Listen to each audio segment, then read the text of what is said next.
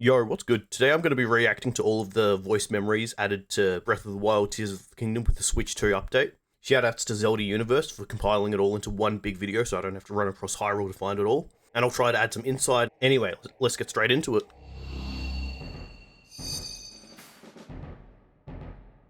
I understand that the gates of Hyrule Castle are being built in preparation for the calamity.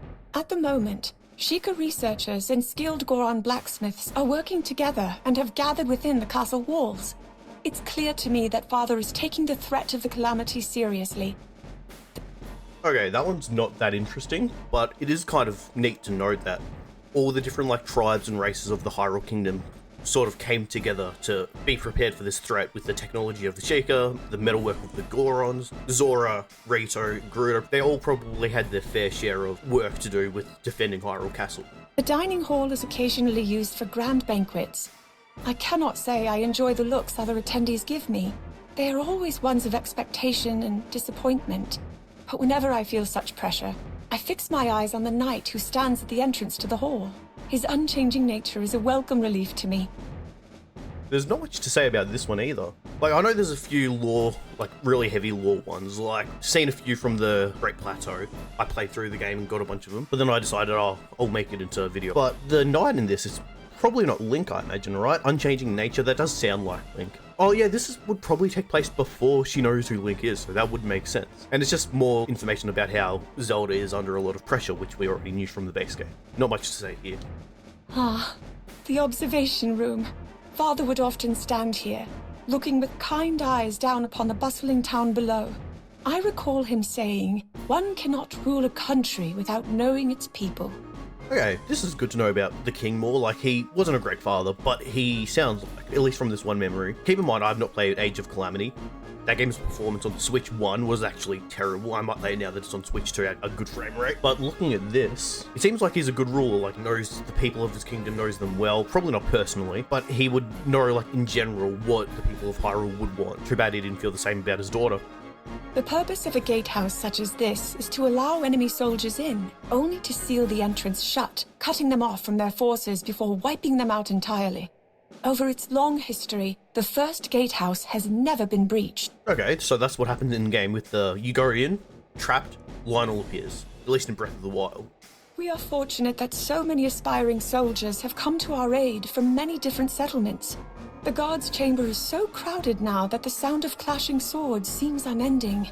I, too, must contribute as best I can during these times. So they had a lot of guards, we know that, but this just goes to show how bad the calamity was. They had so many soldiers to prepare for the calamity, but in the game you play of Breath of the Wild, there are barely any soldiers throughout the game. The calamity must have wiped out a lot of the soldiers.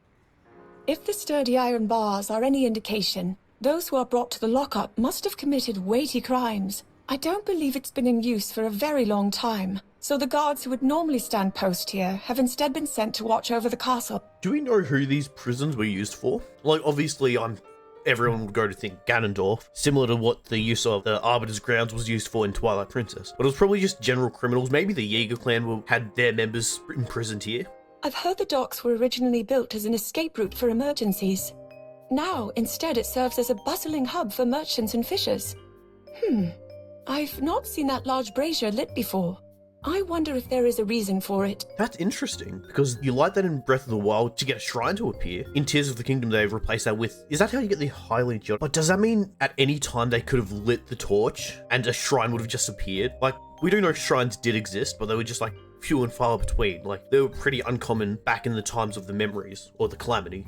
The only one I can think of seeing in the memories is the one where Zelda tries to unlock it, but fails to, and then yells at Link. And it's also interesting that the dock here serves as a place for merchants and fishers. This is a place close to the castle. You think it would be more locked down and more defensive of outside forces. And then the town outside, that's where you imagine the fishers would be and the merchants. So I think it just goes to show how lack of threat this Kingdom of Hyrule is. Books from all around Hyrule live here in this library. As such, it is a critical place for conducting research, but Father has forbidden entry. Guards are on constant watch just outside the entrance. So, for now, it's best to enter using the hidden passage from the docks. Oh, I find this one really interesting. Why would they lock away knowledge? It's obvious that they would be trying to hide something. So I know these were definitely written after Tears of the Kingdom came out. So they would have a bunch of the story notes from that game. Maybe there wouldn't actually be, but maybe there would theoretically be books in here about the Imprisoning War and Ganondorf being sealed. Like, I know the Imprisoning War is like lost knowledge. Like, there are other murals beneath Hyrule Castle, but maybe there's books in here hidden well about the Imprisoning War and Ganondorf. The throne room sits at the center of the castle and is the site of many official events. Father would take the throne to the left, and Mother, the one on the right. Her throne remains unchanged and untouched. Not much to say here, just kind of sad. And you can hear in her voice, like if I go back a bit, one thing I like about these voice memories is you can still, like, the voice acting is pretty good, and you can hear the stumble, the delay in her saying her mother, so she's still like caught up in her past. Father would take the throne to the left, and Mother, the one on the right. Her throne remains unchanged and untouched since her passing. Days begin and end with the toll of this bell. Typically, it is heard throughout the castle and the town below. In the event of an emergency, however, its tone rings loud and clear all through Hyrule. And now the bell is used to summon a Korok in Tears of the Kingdom. Great usage of that. Despite the lovely bed prepared for me here in my room, I cannot remember the last time I was able to sleep the night through. I suppose it's to be expected. If what was prophesied holds true, there is little time left. I've been playing Hyrule Warriors recently on the Switch too, because it looks better, plays better. And it just reminds me of the intro cutscene of that game where Zelda has a prophetic dream, which isn't the first time. I know Ocarina of Time is probably the main one. I don't know if it was a dream in A Link to the Past, but I'm pretty sure Zelda in A Link to the Past also had a prophecy. Did Zelda prophesize the calamity, or was that just like known? I don't remember. Keep in mind, I'm not researching for any of this. This is just purely off the top of my head. This place was originally used as a watchtower, but I've repurposed it into my own study. It's perfect for conducting my studies away from Father's prying eyes. At the moment, I'm learning about ancient relics, as well as the preservation of endangered species. Okay, this one's actually really cool. First off, the first half of this, her father doesn't want her to do her own research, study, and do her own thing, so she has to find like a random, out-of-the-way part of the castle she can sort of hide in to do her own research, which is kind of sad because this is probably like the most intelligent Zelda when it comes to like science. As for the second half, the preservation of endangered species, we see that in Tears of the Kingdom in the Faron region with the elephant-like creatures. I forget their names, but that's really interesting that even back then she was worried about endangered species, and that could be both referring to like the elephant creatures I forget the name of, as well as the silent princesses, because that's probably considered endangered as well. Among the many overlooks, this is my favorite. I remember spending time with Mother here. Back then, Father still laughed. Frequently. I wonder if the day will come when we can laugh together like that again. This one's sad. Just the small moments of like finding joy and laughing about the little things. And then they lose it very quickly after, I imagine, this memory takes place. Actually, no, before it, because this is her reminiscing about how he used to laugh. Beyond the moat bridge lies a prison where those who have committed grave crimes are sent. Ever since I was small, I have been forbidden to cross here. What prison is this? This is the prison where you find one of the DLC armor pieces, right? It's the one of the Tingle pieces. And this is more like, who are these criminals? The Hyrule we see is mostly peaceful. Like, I know there's the whole calamity thing.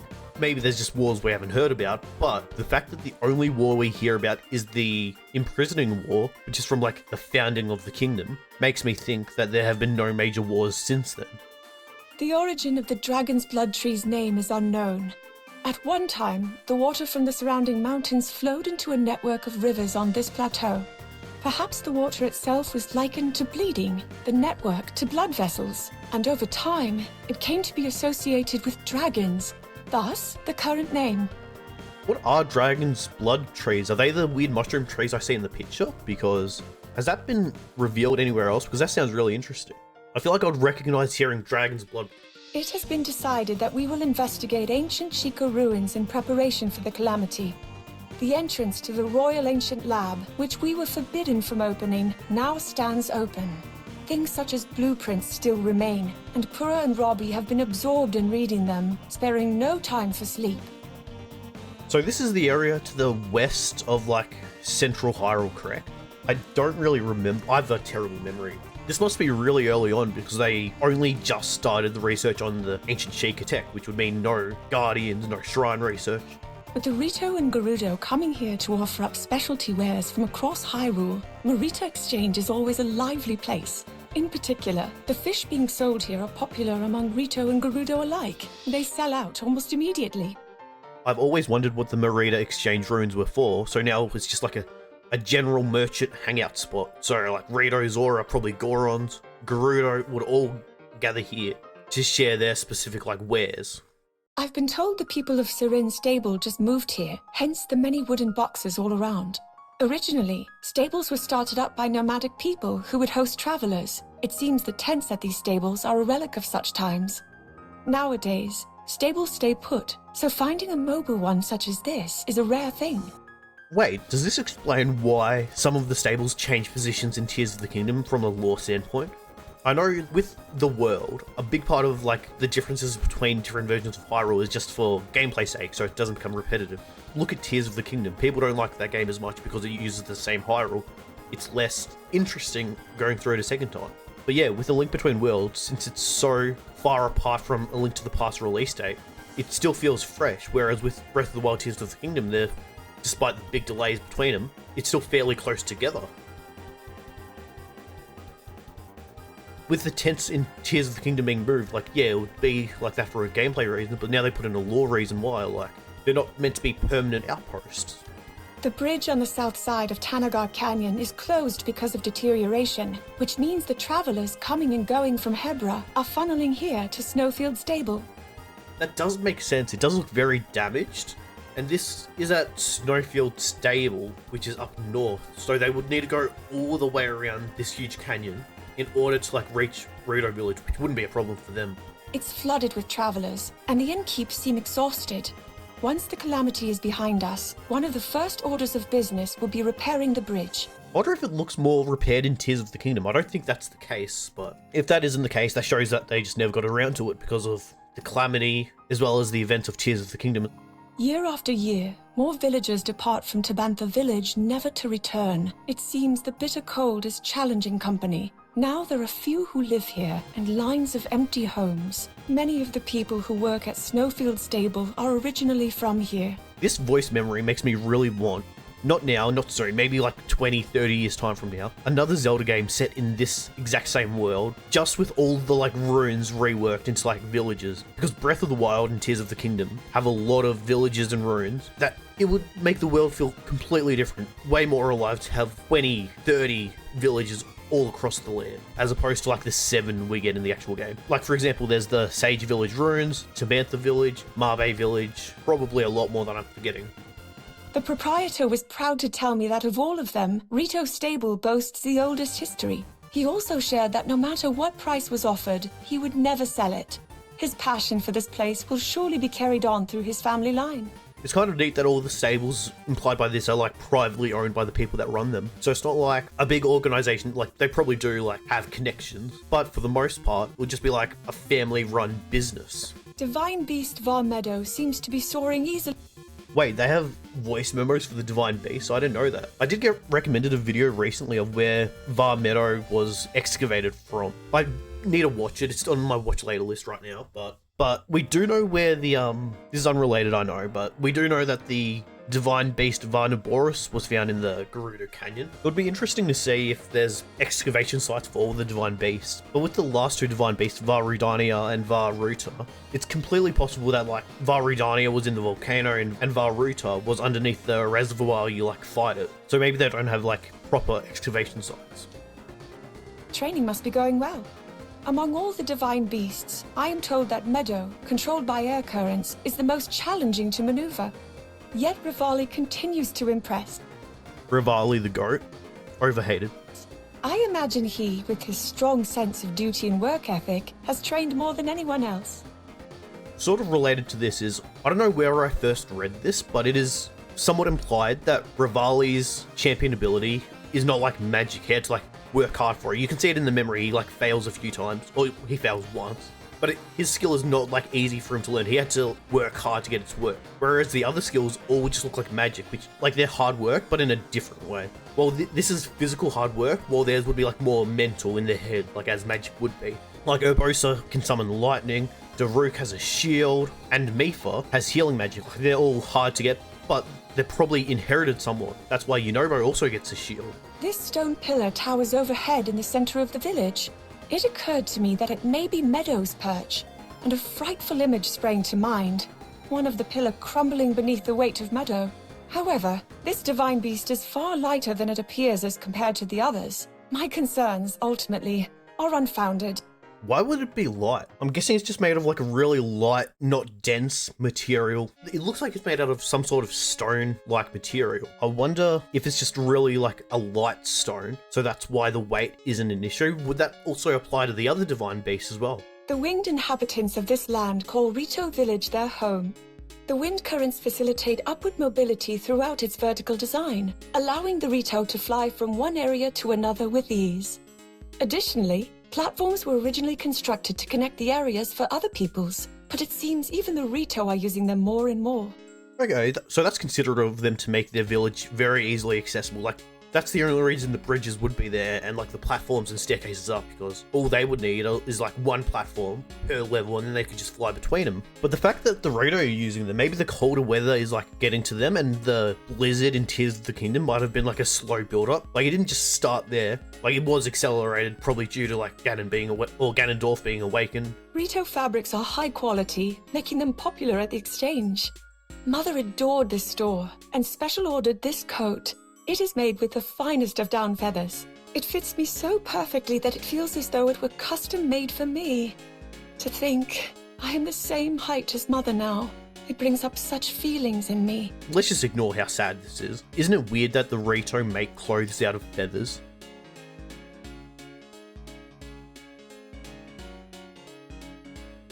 It tends to be their fabrics that garner attention, but the Rito have the best woodworking techniques in Hyrule as well. From their serving dishes to their structures, even the very framework of their village, the Rito have... Okay, so this is interesting. This builds upon the individual skill sets of each of the tribes within the Kingdom of Hyrule. Like, we know the Gorons are good at metalworking, mining, stuff like that. The Gerudo would be good with bringing out the power of minerals as jewelry. The Zora's good fishermen. And then the Rito, that would be good tailors and good woodworkers. And so that brings up why there's so many like exchange runes throughout Hyrule, because not one tribe is good at everything. They all need to work together to make the Kingdom of Hyrule actually function. have made everything from wood. Which is much like real life. Like, no person is good at woodworking, fabric work, metal work. I'm told the way they transport lumber mid-air is quite the sight, and I'd love to see it someday. I've heard that the Rito use refined group tactics in combat. Their elder has incredible intellect, the sharpest among the Rito, in fact, and Rivali is said to be the strongest Rito in history. It is said that they're an ironclad force, unlike any ever witnessed. I even sensed remarkable composure from the elder, as he told us not to worry about them. More Rivali glazing, he's the best champion. It was reassuring. Watching him practice here at the flight range, it is clear to me that he is a truly unique champion. So this voice memory must take place right after the Rivali one, where you see him use his champion ability. He creates an updraft and then catches it, soaring upward rapidly. He is the only one capable of such a feat, and yet it isn't even what makes him so remarkable. Rivali brought me to Gothlam's secret hot spring, telling me I was overworking myself. Since he can only carry one person, he said he would act as my guard, so Link is waiting at the village. I cannot remember the last time I relaxed on my own like this.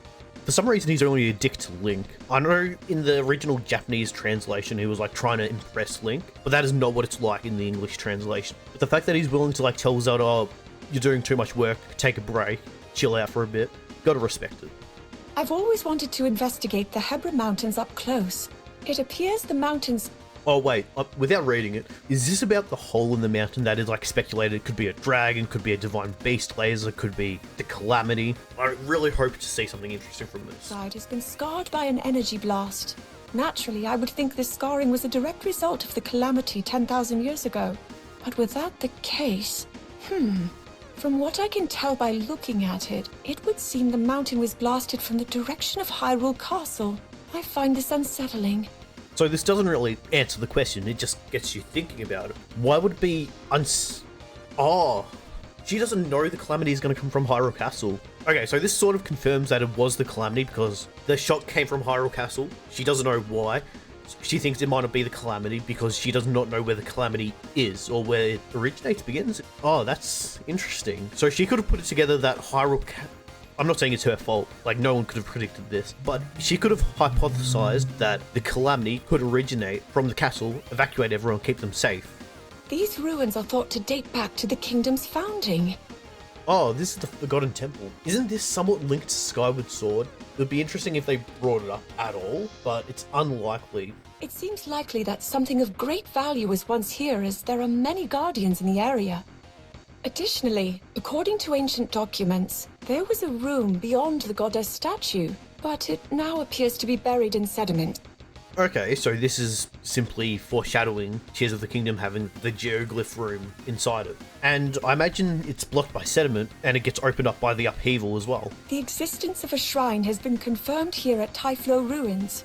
Could that darkness act as a test to the one chosen by the sword that seals the darkness? I don't think I can go much farther, however. I wonder if I will have to ask him to come investigate. No, I don't want to have to rely on him for this. Again, Zelda's not a fan of Link at this point, clearly. This must be before he saves her life. We received a request from Daruk to move this stable, but it's a critical hub, offering refuge to travelers entering Death Mountain. It also houses the many rescue dogs here on standby in case something happens. With all that in mind, I don't see why he'd want to move it. I shall need to ask him for more information. Why would he want it to move it? Let me compare Tears of the Kingdom's map to Breath of the Wild to see if it does get moved. Maybe because Death Mountain is an active volcano? Yeah, the stable's in the same place, so I don't know why he would want to move. Just beyond the moor of Death Mountain is a scorching region. The heat from the flow of lava can be intense. So intense, in fact, that it can take one's life should they fail to prepare accordingly. My bodyguards forbade me from going any farther. Yet, it is my duty to keep a close watch on the divine beasts we will be fighting alongside. This mission proves to be exceedingly dangerous. I don't think there's much to say about this one, to be honest. Goron City is watched over by Daruk, chief of the Gorons. Despite coming equipped with fireproof elixir, I didn't quite bring enough of it. I settled on making more myself, but I was having trouble catching fireproof lizards. The Gorons, seeing my struggle, decided to help me, and, well, now I have enough fireproof elixir to last the rest of my life. The Gorons are such a wholesome group of people. They're always willing to help out, except for a few cases like Twilight Princess. When I dropped an apple here, it wasn't long before it became a baked apple. After that, I tried my hand at grilling some meat and fish in the same way. I found it rather convenient, without need of a pot or a fire. Although one Goron watched me curiously, I imagine it must have been an unusual sight for him. After all, they primarily feast upon rocks. Okay, this one's kind of interesting. It's not really lore, this one. This one it's sort of just a guide. If you played Breath of the Wild for the first time now, got this memory, you'll be like, oh, I can drop an apple here. That's neat. This blacksmithing shop doesn't seem to have a name. I get the sense that the blacksmith himself is more concerned with his skills than he is about naming things. Truly, he is a master at his craft, his stature both grand and indomitable. Without so much as a momentary pause while striking the iron, he proudly told me that he was the very one who made Daruk's boulder breaker. Right, so I know that he makes the boulder breaker that you can use in-game, but it's really interesting that this guy has lived long enough and made the original boulder breaker for Daruk. But I guess the races of Hyrule do age differently from Hylians. Generations of chiefs have been carved into rock. Daruk stands in a prominent position, a clear indication of how highly regarded he is among the Gorons. It's such an incredible carving, but Daruk never mentions it. Perhaps he's a bit embarrassed. Just a humble guy, what can I say? But it is weird how... So who is here? There's Daruk, I know that. There's Darunia, I imagine. But why is Darmani here? He's got no connection to Hyrule. Camouflaged as rock, divine beast Varudanya was concealed in Death Mountain. Then the flow of lava shifted. This answers my question. Earlier on, there were the BotW Memories, and I'm like, oh, I wonder where all the other divine beasts were excavated from. This just says in Death Mountain, like it just straight up tells you, which is kind of interesting. And Rudanya appeared. It could be mere coincidence, but no. Perhaps it has awoken on behalf of all of us, sensing the return of the Calamity. Maybe, I might be reaching here, but maybe the Calamity and like the land like getting like broken open so everyone can find the divine beast was like a build up to the upheaval. Would that make sense though? Maybe, no, that doesn't make sense, does it?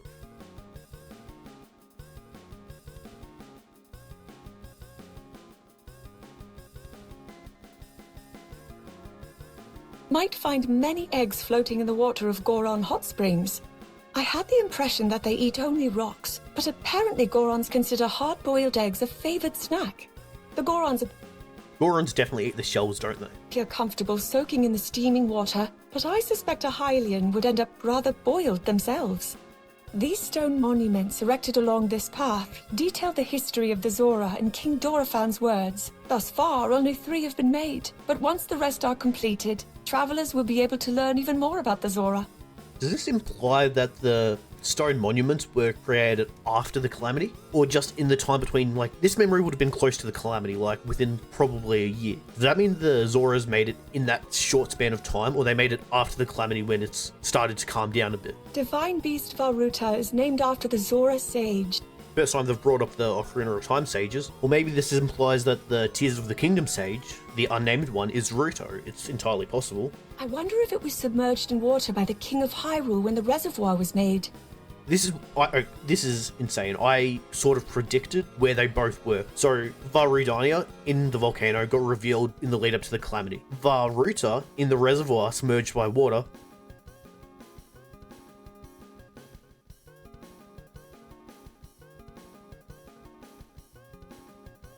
In any case, I have heard that its trunk, capable of releasing vast amounts of water, lowered when Mipha approached, a clear invitation for her, almost as though it was an old friend. Are the divine beasts sentient? The land of the Zora, known as Zora's Domain, is home to the champion Mipha and the guardians of the Great Spring. We have a long history of cultural exchange with them, dating back even further than 10,000 years ago. This promenade is a testament to that long-standing relationship between the Zora and Hyrule.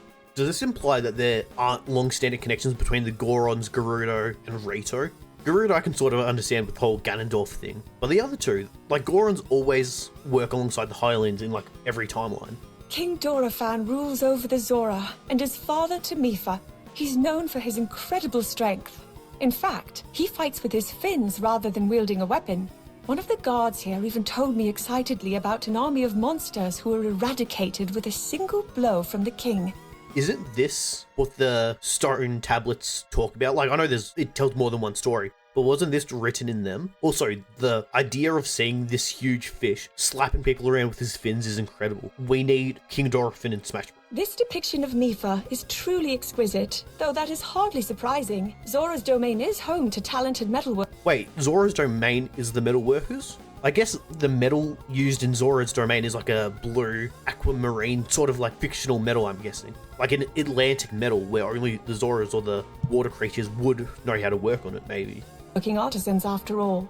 It is said that this statue is made not only to honor her elevation as a champion, but also to act as a beacon for her safety, in the hopes that she will return home. She was embarrassed by it, however, and has asked King Dorofan to move it somewhere less prominent once she completes her duty. Oh, and he does. What a good man. So that sort of explains why it was moved. It's to like bring forth a new era of like hope within the Zora people. And that's why they erect a statue of Sidon and Link in this exact same spot. The stone architecture and metal engravings of the Zora are astonishing. Truly, the village itself is a work of art. The Zora made the buildings, furniture, and even the books out of a water-resistant ore. Okay, this water-resistant ore, that's probably tied to that one quest in Tears of the Kingdom where you need to enter a cave and bring some blue rocks out to a guy who wants them. So it's just a fictional, I mean, I say fictional, it's probably real, but like, and it's all a metal, it's not an actual rock, so that sort of connects to my theory of Zora's using a water-resistant metal that the Gorons wouldn't know how to work on. Technology such as this could be developed only by the Zora. The beds in the Zora Inn are hard and apparently quite unpopular among travelers. The owner consulted with me about it, saying that since Zora sleep in the water, they aren't sure what makes a bed good or bad. I offered a suggestion of creating a bed that's akin to floating in water. That may have been too unrealistic. Okay, this one's just funny because it shows like sort of cultural differences between the Zoras and everyone else, really. The Zora use Shatterback Point as an area to demonstrate their courage. Fun fact, Shadowback Point is named after Sonia from Tears of the Kingdom. I understand this was once a crowded and lively place. Many young people came to test their mettle. But ever since Lionel took residence in the mountain, no one dares go near. No one except Sidon, I fear. Miva expressly told him not to go, but he got a look in his eye when she did. Okay, keep in mind, at this point in time, Sidon would have been the small version you see in the Memories and in Age of Calamity, so that's even more impressive. Here in Kohga village, they're working to make it possible to manage horses with just a few people. This would be achievable by using the small islands scattered about the Rauru wetlands as stables. There's a grassy field at the village's entrance where the horses seem to be living at ease. And the villagers here even told me my white horse is beautiful. Okay, not much to say here, it's just like a horse-focused village, but this is another village I would have loved to see in like a recreation of this world before the Calamity. Father decided that the stables would be places of refuge in preparation for the Calamity. In his words, there is more to protecting our people than simply fighting. The Stable Association was thus established to further strengthen cooperation, and Mestro, proprietor of Wetland Stable, was appointed as its first chairman. Okay, so it's one big association, but each individual chairman of the stables probably have like complete say of their specific stable. Gerudo Canyon provides the only path leading to Gerudo Town. It seems monsters have made the former quarry into their base, and even the Gerudo, who are intimately familiar with the land, stay exclusively on the main road. Urbosa warned me countless times to exercise the utmost caution when traveling through here. Divine Beast Varnaboris. 10,000 years ago, the Divine Beasts were active, and they, along with the ancient relics, were intentionally hidden away. They were hidden away. They used these during the first Calamity 10,000 years ago, so maybe they saw signs of the Calamity taking over the Divine Beasts and decided, oh, we should hide these to prevent future generations from falling to the same mistake we made. I think it is implied they successfully sealed away the first Calamity. I'm not sure if that's true or not, though. This was because they were feared due to their astonishing power. Never mind. If I just let this whole thing play out, my question would have been answered. Ignore everything I just said. Having heard a prophecy speak of this place, we deduced that this was the location of Divine Beast Varnaboris. Coming upon it now is truly breathtaking. Trade with Gerudo Town is going well, but apparently there is no end to the traveling merchants meeting with disaster in the canyon. Though the Gerudo may be accustomed to the road, it is a difficult one for Hylians. I'll speak with Father about whether we can have a stable built here. Okay, so this is another one that just foreshadows Tears of the Kingdom, because this stable is, I'm pretty sure, is shutting down. It's like still like up and everything. It's just full of boxes, there's no people here. Here in Gerudo Desert, the temperatures vary wildly, enough so to be life-threatening. In addition, traveling across the sand by foot is challenging. These conditions certainly explain the strength of body and spirit that the Gerudo possess. Which has me thinking, while Mother was prone to illness, she would often visit here, despite the harsh environment.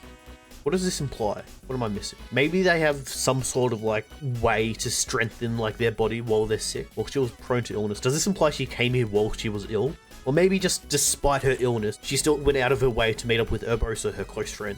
Karakara Bazaar serves as a trading post for those who cannot enter Gerudo Town. It's a smart thing, since the town only allows women to enter. Urbosa warned me to be on alert for the Yiga clan here, but I cannot imagine they would attack in a place as crowded as this. She worries a bit too much. She doesn't worry too much. Zelda does get attacked by the Yiga clan in a memory, but I'm pretty sure that memory is like outside the Gerudo Town walls, if I remember correctly. Gerudo Town is ruled over by Urbosa, and is also the largest oasis in the desert. The buildings look as if they were carved out of large boulders. Quite sturdy indeed. When your home is a desert with numerous dangers, having strong walls is a sure way to stay safe. And yet they don't let half the population in. But I get it. Chief Urbosa has made the decision to offer the Gerudo support in subduing the Calamity. She and I have been close friends for a long time now, but the conversation leading to this decision was the first time we spoke as formal representatives of our people. She is as transparent as always in her motivations, to protect those she cares for. And this is also why she is so trustworthy. And didn't Urbosa make a promise to Zelda's mother to keep her safe? So that's probably why she's so willing to be open and transparent to her. The sand seals, which I understand to have evolved from an aquatic creature of some kind. I'm an idiot. I thought what aquatic creature would a sand seal be based on? I'm dumb. Reside only in Gerudo and move through the desert as if swimming. The Gerudo use them as a means of transportation. However, they are quite difficult to handle. Without Urbosa's training, I might never have been able to maneuver one.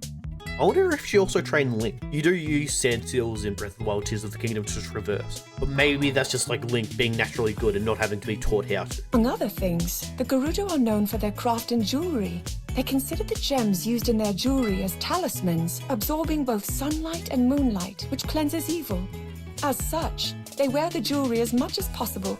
Even Urbosa's shield and knife have been crafted by a jeweler rather than a blacksmith. Yeah, so that's how it works in games. You use the Gerudo shield and the Gerudo scimitar to make the Daybreaker and the Scimitar of the Seven. So that adds up. The Noble Canteen's famous cocktail is known as the Noble Pursuit. Gerudo preparing to seek the vow of their dreams drink it for good luck. I wanted to partake in one, but was told that I'm not ready for it yet. I mean, yeah, it's alcohol. She was 17. She turned 18 in that one memory, and this takes place before it, so she is still a child. The North Gerudo ruins are the largest in all of the desert. Based on the sizable quarry and numerous ruins scattered about Gerudo Highlands, it appears that Gerudo Town was once quite large. I've heard that this area of the town was destroyed by a rampaging Molduga employed by a tyrant, but it is merely a theory. Ganondorf, maybe? There have been accounts of dragon sightings since ancient times. I have been traveling to places related to these accounts in hopes of receiving the dragon's blessings, but so far I've had no luck. It seems many of the rumors are little more than folklore. As such, I thought that people were likely mistaken about seeing a dragon here in Gerudo Highlands. But the way the snow has been disturbed, it does appear as though a sizable creature moved through it. It's kind of ironic Zelda looking for the blessing of the dragon, or whatever she says, the dragon's blessing, considering what happens in Tears of the Kingdom. Perhaps this is the dragon's path. Urbosa has requested the construction of a new stable. The Okay, I have heard this one, but I don't remember it. Gerudo often leave the city to travel when they come of age, so she asked for the stable to be set up near the entrance to Gerudo Canyon so they can prepare for their journey. This seems like just the right location for such a place. Normally, a stable is named after the area it's built upon, but this one sits upon a boundary. I wonder what it will be called.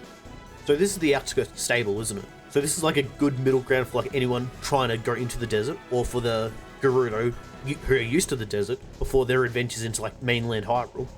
The area around Sanadin Park is a vast grassland, making it Hyrule's finest habitat for horses. The white horses of the royal family have been bred for generations, but I heard that the very first generation was born here.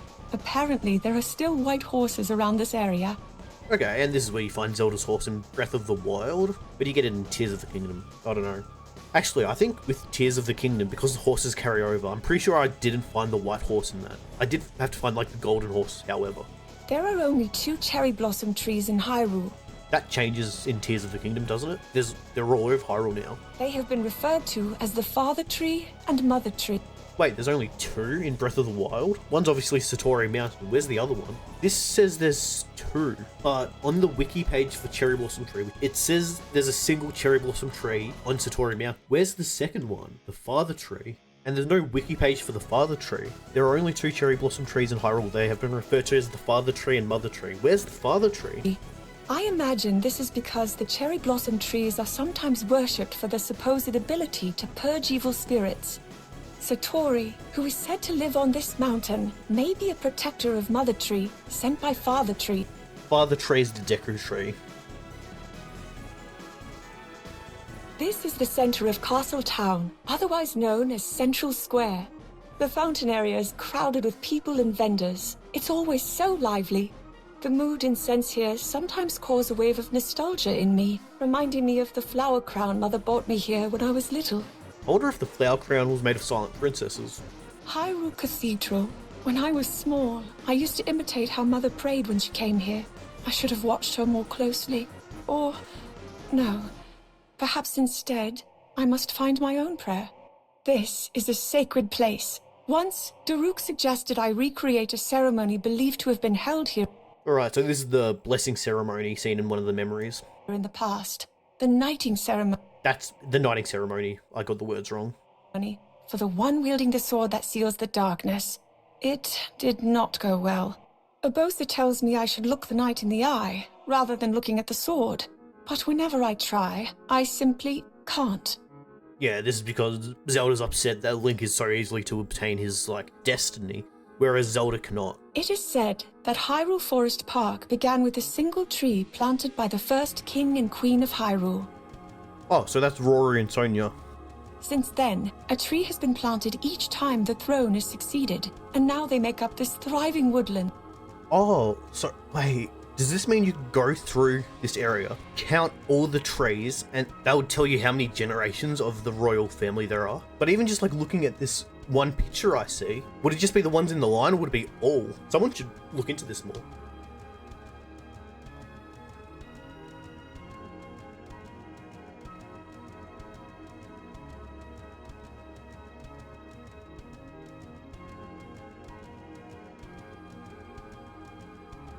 Though it is small, this settlement is the oldest in the land. Named after the founding king of Hyrule, there are various theories regarding the specificity of that name. Some believe that it was the king's residence, others that it was a village of his most ardent supporters, and yet others claim it was the birthplace of the Hylian queen. Ultimately, I'm not sure even the villagers themselves know the true origins of the... Okay, so this was expected. Rory's settlement would be about the first king of Hyrule, but it goes to show how long of a gap there is. We don't know how long ago it was, but we know that so much history has passed that the original meaning is lost to time. But this does make me curious what the voice memory at Zonai Ruins would be.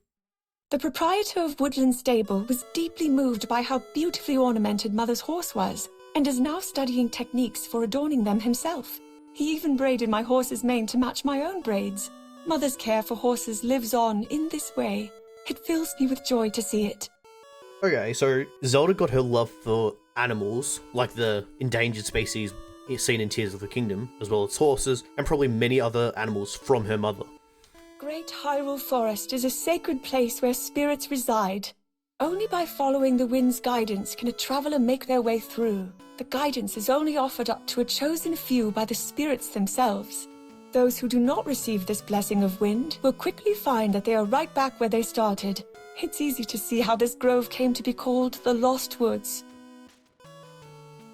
When I heard Father announce that the knight chosen by the sword that seals the darkness was Link, I felt anything but calm inside. Whenever I hear that name, an anxiousness sets in.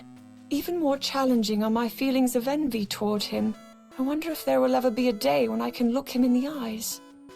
Just more of Zelda being jealous of Link. The great Deku Tree watches over the sword that seals the darkness. I also view this tree as a mentor, in a sense.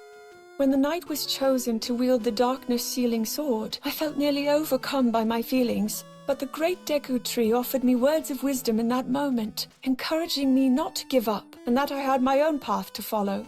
Those words provide comfort to me still. Okay, so he just shows the Deku Tree, or the Father Tree as we now know, is a very supportive person. In Hyrule, there are a number of large decaying trees that are likely over 1,000 years old, not unlike this tree stump. There is a legend about this tree in particular that says it was inhabited by a dignitary spirit. Would this mean? I think I've heard theories about this being like an old Deku Tree. Maybe the one from Ocarina of Time, like the Deku Sprout, something like that. That would be interesting if it was. I, too, sense something important from this tree. An archaeological survey will soon take place here, so I cannot wait to hear about their findings. Archaeological survey, does that somewhat imply that the tree being opened up might not have been because of the upheaval? It could have been because of the archaeological research? Hyrule Castle was here on the Great Plateau in ancient times, and is still... Okay, so these are the ones I will know. But there is one here that is very interesting that I will be talking about a fair bit. under the protection of the kingdom. Father has decreed that the people are free to worship at the Temple of Time. Barring that, however, only the royal family may enter here. I imagine that is because the royal family still has many connections to this area. Okay, in Breath of the Wild, I forget where it says, but this place is considered the birthplace of Hyrule, and it is relatively clear that the Temple of Time and the ruins of the buildings surrounding it with like a fountain and everything are very reminiscent, if not the same as the one from Ocarina of Time. There's more about this, but this is probably why the royal family has connections to this area. Royal princesses have a sacred power which is claimed to have been passed down generation after generation. In fact, the lineage traces all the way back to the first queen, when Hyrule was founded. Sort of unrelated to this, but passed down by generation to generation. This obviously just implies like within the Breath of the Wild Tears of the Kingdom timeline, starting with Queen Sonia. But this brings to mind the Princess Zelda from the Minish Cap with the Light Force within her. Maybe it's the same sort of power. Some people say the Light Force is the Triforce, but I don't fully believe that. It seems a bit too vague to say. Ritual at the Temple of Time falls upon the princess to carry out. But do my prayers even reach the goddess when my powers have yet to awaken? Many ancient relics of the Sheikah were considered dangerous and were therefore entombed in darkness by the King of Hyrule long ago. In particular, the Shrine of Resurrection was considered especially dangerous, as it controls people's fates. It was kept under close watch by the royal family. Now that recent investigations into the divine beasts have revealed that this shrine was built in preparation against the calamity, however, we should move forward with its study. Yeah, so this is where Link was revived. It was probably planned to be used by any of the champions, including Link, and he was probably the most important. That's why he was laid to rest here. And I say laid to rest, but it isn't entirely implied that he died. Resurrection as a word, at least in my mind, implies that if you get put here, you are dead and it will bring you back to life. But with the original Japanese version, it more closely translates to the Shrine of Restoration, which just implies like he had to have some life left in him, like he was on the brink of death, but not quite. Past this gate is a snowy landscape, cold enough for one to freeze there. The area is a place where heroes can test their skills, but the landscape is clearly not a natural phenomenon. Perhaps some ancient technology we have yet to learn about is being used here. Okay, now this is the one that sort of interests me, but I misremembered the wording. I thought it said something about the ice-cold environment of this area was not natural, but it says the landscape, which is kind of interesting. I will still bring up my original idea, thinking that it said the environment was not natural, where if this is Ocarina of Time Hyrule, then that could possibly mean that Mount Hylia here was a dormant volcano, being that game's version of Death Mountain, just covered in snow. Like as we see in real life, Mount Fuji is a volcano, but it's regularly seen with snow on the top. Now this is completely different. This is way more snow than that, but this could draw a connection to Ocarina of Time, where this game mostly connects to Skyward Sword, because that's the safe option. That one exists in all timelines, whereas Ocarina of Time, it could get destroyed leading to the Wind Waker timeline, or whatever happens leading to the Downfall timeline. The Child timeline is the one that I feel to be the closest Breath of the Wild timeline, because as seen by the general layout, now I know I've already said this, we can't one-to-one say that this Hyrule looks similar to this one, so it must be the same. But looking at Twilight Princess, we have the snowy mountains in the top left being Snow Peak, same with Mount Hebra in Breath of the Wild, Death Mountain in the northeast, and the Great Desert or the Gerudo Desert in the southwest. So layout-wise, it looks very similar. And again, in Twilight Princess, you can also see the same sort of Ocarina of Time castle town in the lead up to the Temple of Time. I believe the second time. From here, you can see the Great Plateau, or rather, Hyrule itself. At the Okay, so this pretty much confirms this rock formation is the King's Grave. castle, we are king and princess, but while here, we were father and daughter. It was in this place that I learned about everything from paragliders to cooking. I still remember the feeling of the warm doublet father wrapped around my shoulders. There are many gaps in this mountain hut, and even the rope holding the logs together seems dubious. It is far too shabby for a hunter's cabin. I didn't enter. The hut seemed it may collapse at any moment, so I was unable to identify the owner. It should probably be dismantled before someone gets hurt. I wonder who this hut belonged to before the King of Hyrule. Unless it was like the King of Hyrule's like vacation house, like a little cabin he has when he wants to get away. Here on the plateau, the Forest of Spirits is the only area dense enough to be called a forest. Back before the founding of Hyrule, however, the entire plateau was apparently covered with trees. Where the spirits plant roots, trees flourish, and forests are formed. In ancient times, this may have been a village of spirits. What does she mean a village of spirits? Because does this draw a connection to the big demon statue guy seen underneath in Tears of the Kingdom? Because I can't think of anything related to a village of spirits. I know it's called the Forest of Spirits, but where does a village come from? Maybe, I mean, this is where the Temple of Time is seen in Tears, or not the Temple of Time, the Hyrule Castle is seen in Tears of the Kingdom's past and in the upcoming Age of Imprisonment. Maybe this is where all the spirits of that time were laid to rest, like the original sages. First saw a hot-footed frog at Hopper Pond. I couldn't take my eyes off of it. I came here every day to observe it. Mother's face grew stiff when I showed her the frog. Though she never expressed outward disdain for them, she probably didn't want to speak poorly of something I liked. Love that from Zelda's mother. Respectful of someone's interests, even if they're not that interesting to you. This is Hyrule's largest outpost, but it had humble beginnings as an encampment for travelers on a spiritual journey.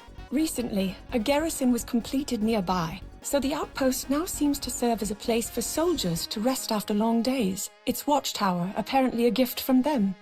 In addition to protecting Not much to say about that one. the castle, it has become necessary to deploy our soldiers all across Hyrule. Outpost ruins are being temporarily used as military bases.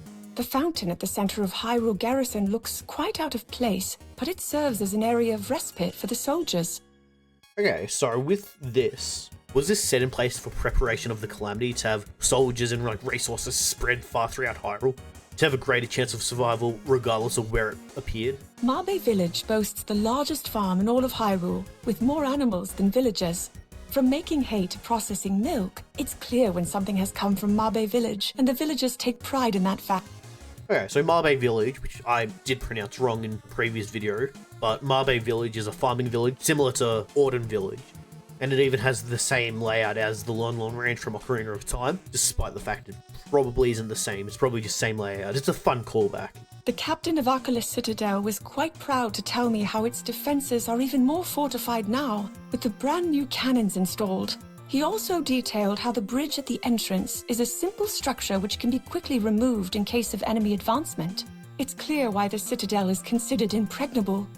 Okay, so it's got a drawbridge-like thing to prevent people from accessing. And if you remember from Breath of the Wild, this is considered the place where Hyrule Kingdom dies. There are ruins scattered across Tauren Wetland. It would appear this place was once a settlement. I imagine the village may have been abandoned due to the inhospitable nature of the wetlands here. The soil is so damp that it would prove challenging to build on.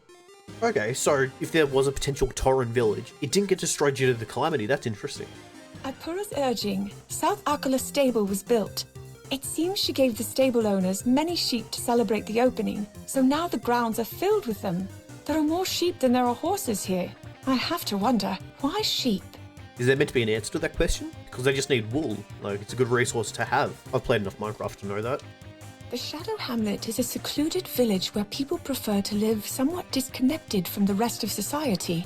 Many in Hyrule do not even know this place exists. I at least knew the name, but I had no idea it would be like this. I came to warn the people here about the calamity, but they turned me away.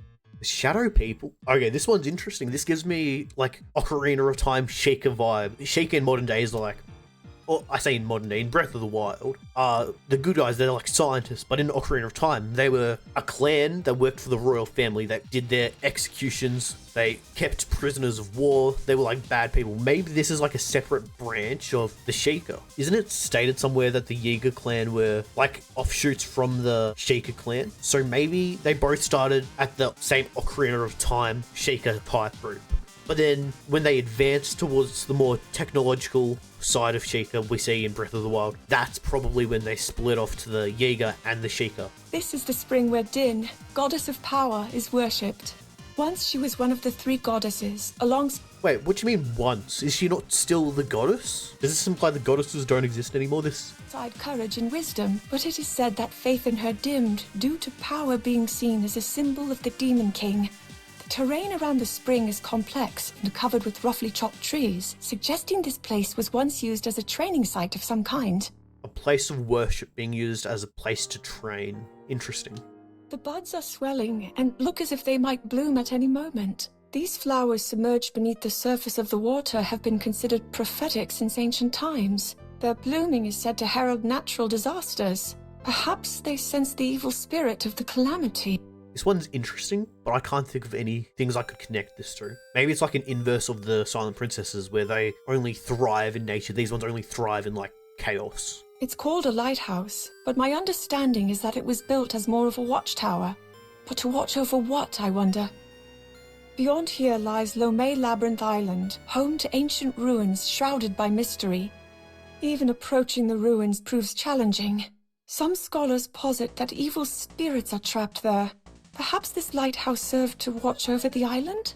What if the Lome Labyrinth they're talking about in this one was like a prison island, and that's why there's a watch house or like a watchtower nearby to keep an eye on the prison? Probably overthinking it. A god Zelda, overthinking it is kind of my thing. You should keep doing it. The statue stands alone in the center of a large basin here. The ground is loose due to water saturation. The surrounding area probably collapsed, leaving this space behind. Perhaps the goddess statue is enshrined here as a means of preventing further damage. Although, I wonder, is this place instead protected because of the goddess statue's presence? Okay, so this just builds up why there's a goddess statue that is not in the presence of a village. That makes sense. I have heard that the giant fossil in Bottomless Swamp was once worshipped by cultists who considered it the Demon King from ancient times. It is said that their blasphemous words against the goddess summoned evil spirits, turning the water impure and changing the very shapes of the rocks to ominous forms. Now it serves as a den for monsters, so setting foot inside is not possible. The Demon King, it's too big to be the Demon King. The only thing I can think of is the big avocado from Skyward Sword. The Highland Stable. This area of vast green lands is home to people skilled in horse handling. Here, horseback archery is a popular pastime. Even Link has admiration for these people's talent in horsemanship. Okay, so Link is probably not a good archer before the Calamity, he is probably just a good swordsman, that's it. And in the memories, he's not even seen carrying a bow at all. There was a time when boars were worshipped as symbols of power. However, I remember reading in literature that the Demon King took the form of a boar, and that, upon learning this, people came to regard them as evil. I checked around this entire area, and all the stone boar statues show considerable damage. Okay, so this is in Farron Zonai area. The Zonai have been shown to worship owls as symbols of wisdom, dragons as symbols of courage, and boars as symbols of power. So when the whole deal with the Demon King came about, the Zonai probably went out of their way to destroy these. Or probably not like all of them, but probably like a few groups went out and like vandalized these statues. I have come to the spring countless times since I was young to receive the protection of Rauru, goddess of courage. Despite that, my sealing power has yet to be awakened, but soon I will turn 17. I'm certain that if I train on Mount Rauru, that will change things. Okay, so why? I know Zelda wouldn't know she's connected to wisdom, but isn't it kind of interesting how she goes to both power and courage before wisdom? I know wisdom is locked off until you turn 18 and become an adult, but why does that have to be a rule? If that wasn't a rule, she probably would have been able to get her powers before Link caused them to awaken. Here at Lakeside Stable, the jungle is dense, and much of the land remains undeveloped. I'm confident that there are many new discoveries to be made in such a place. There are even rumors of an unidentified creature of some sort. But I hear the harsh weather conditions are such a deterrent that even researchers keen to learn more hesitate to travel here. Again, that's just more about the creatures I can't remember the name of. I don't know why, but the only name coming to my mind is Dondozo, and I know that's a Pokemon. The cove here in Lurelin Village is so lively with its many boats. Even before anyone recognized who I was treated with hospitality and warmth. The villagers served me a dish with an exquisite, vibrantly colored fish. You cannot find such a fish anywhere around the castle. Everyone here is so cheerful and kind. Spending time among them, I was able to forget the current hardships, even if momentarily. Okay, Lurelin is probably my favorite village in Breath of the Wild and Tears of the Kingdom. It's such a nice, tropical getaway sort of place, so I understand when Zelda says I was able to forget my current hardships here. I'm told the houses of Lurelin Village were built by shipwrights, so they're as sturdy as ships. Perhaps that is a tradition among fishing villages. The head of the village told me, however, that there are fewer and fewer shipwrights these days, and it may be challenging to rebuild if the existing homes were destroyed. Oh, that's kind of explains why whatever his name is, Garrison? So that explains why they had difficulty rebuilding the village in Tears of the Kingdom without Link's help. Oh, the goddess statue of Lurelin Village. Here she is worshipped as the guardian of fishing. She has been enshrined in this location to keep watch over the docks. The villagers provide offerings of their catches each day. I noted a rather large pile of fresh fish and crabs placed at her feet. Okay, so all the different villages probably worship the goddess Hylia in their own separate ways. Like, they see her as the goddess of, what does it say here, the guardian of fishing, whereas in Gerudo could be the guardian of minerals, the guardian of rocks in Goron Village or something weird like that, the guardian of wind in Rito Village. Occasionally, while out fishing, the fishers will find treasure chests that have sunk into the ocean floor. They enjoy playing a game wherein they attempt to guess the chest's contents. Everyone who plays takes the game quite seriously, as the rules include that guessing correctly means that person keeps whatever is inside the chest. Man, I love gambling. Cape Cressia is commonly referred to as Demon King's Claw, but nope. Demon King's Claw? Is that new? I've never heard that before. Let me look it up on the wiki. Okay, so this memory looks to be the first mention of the Demon King's Claw. It's definitely called this because of what happens to Sonia in Tears of the Kingdom. Maybe the Demon King's Claw is like what they used to call the Gerudo Scimitar before, like, everything went down with them. But he seems to know the origin of that name. Areas where evil spirits gather occasionally experience unique topographical shifts. I find myself wondering if this is such a place. Okay, unique topographical shifts, that probably just builds up to the geoglyphs in Tears. I convinced a fisher from Lurelin village to take me to Eventide Island by boat. I've heard this island served as a final training ground for monks. I wonder what kind of rigorous trial awaited them here.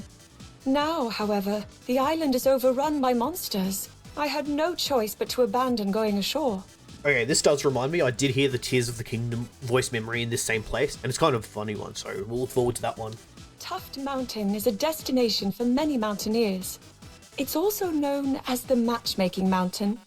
The custom is to climb in total silence, and upon reaching the top, pray as the sun dips below the horizon.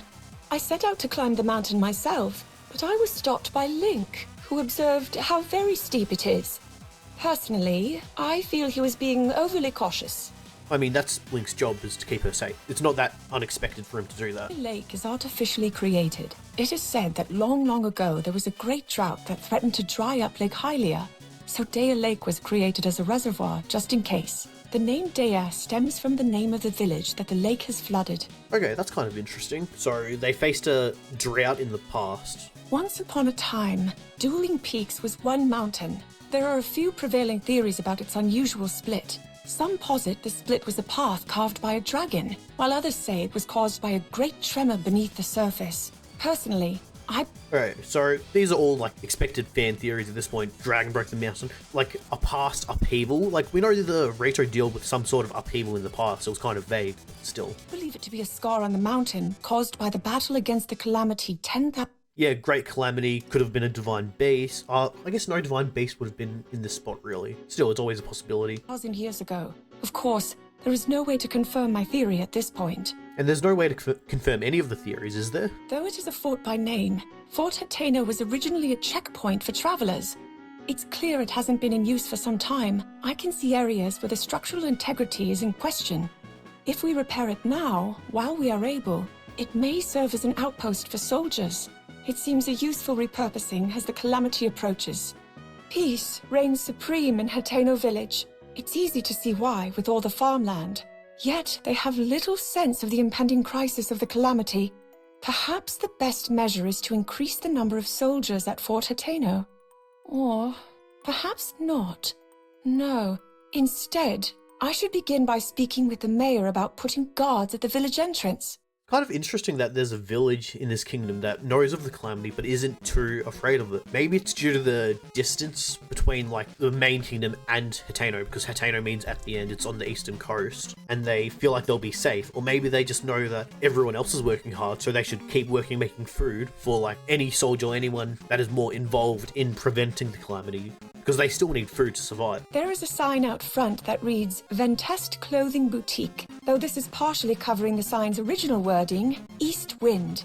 Inside the shop, traditional Hyrulean clothing and colourful Hateno-dyed modern clothing is lined up as if in competition with the other. Apparently, the current owner and their predecessor are at odds about differences in the shop's direction.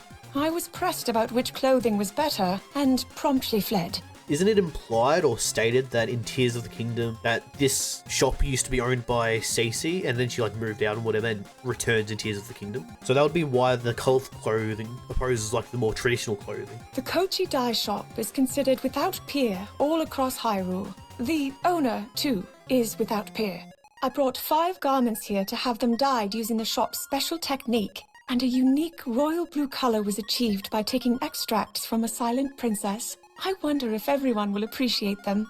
Okay, this one's kind of massive in a weird way because As we know, the champions all wear blue, like Link has a blue shirt, Zelda has a blue dress, Rivali has like a blue cloak, you get the idea. And she gets that color from the Silent Princesses. It seems kind of obvious now that I think about it, but I've never really thought about it before.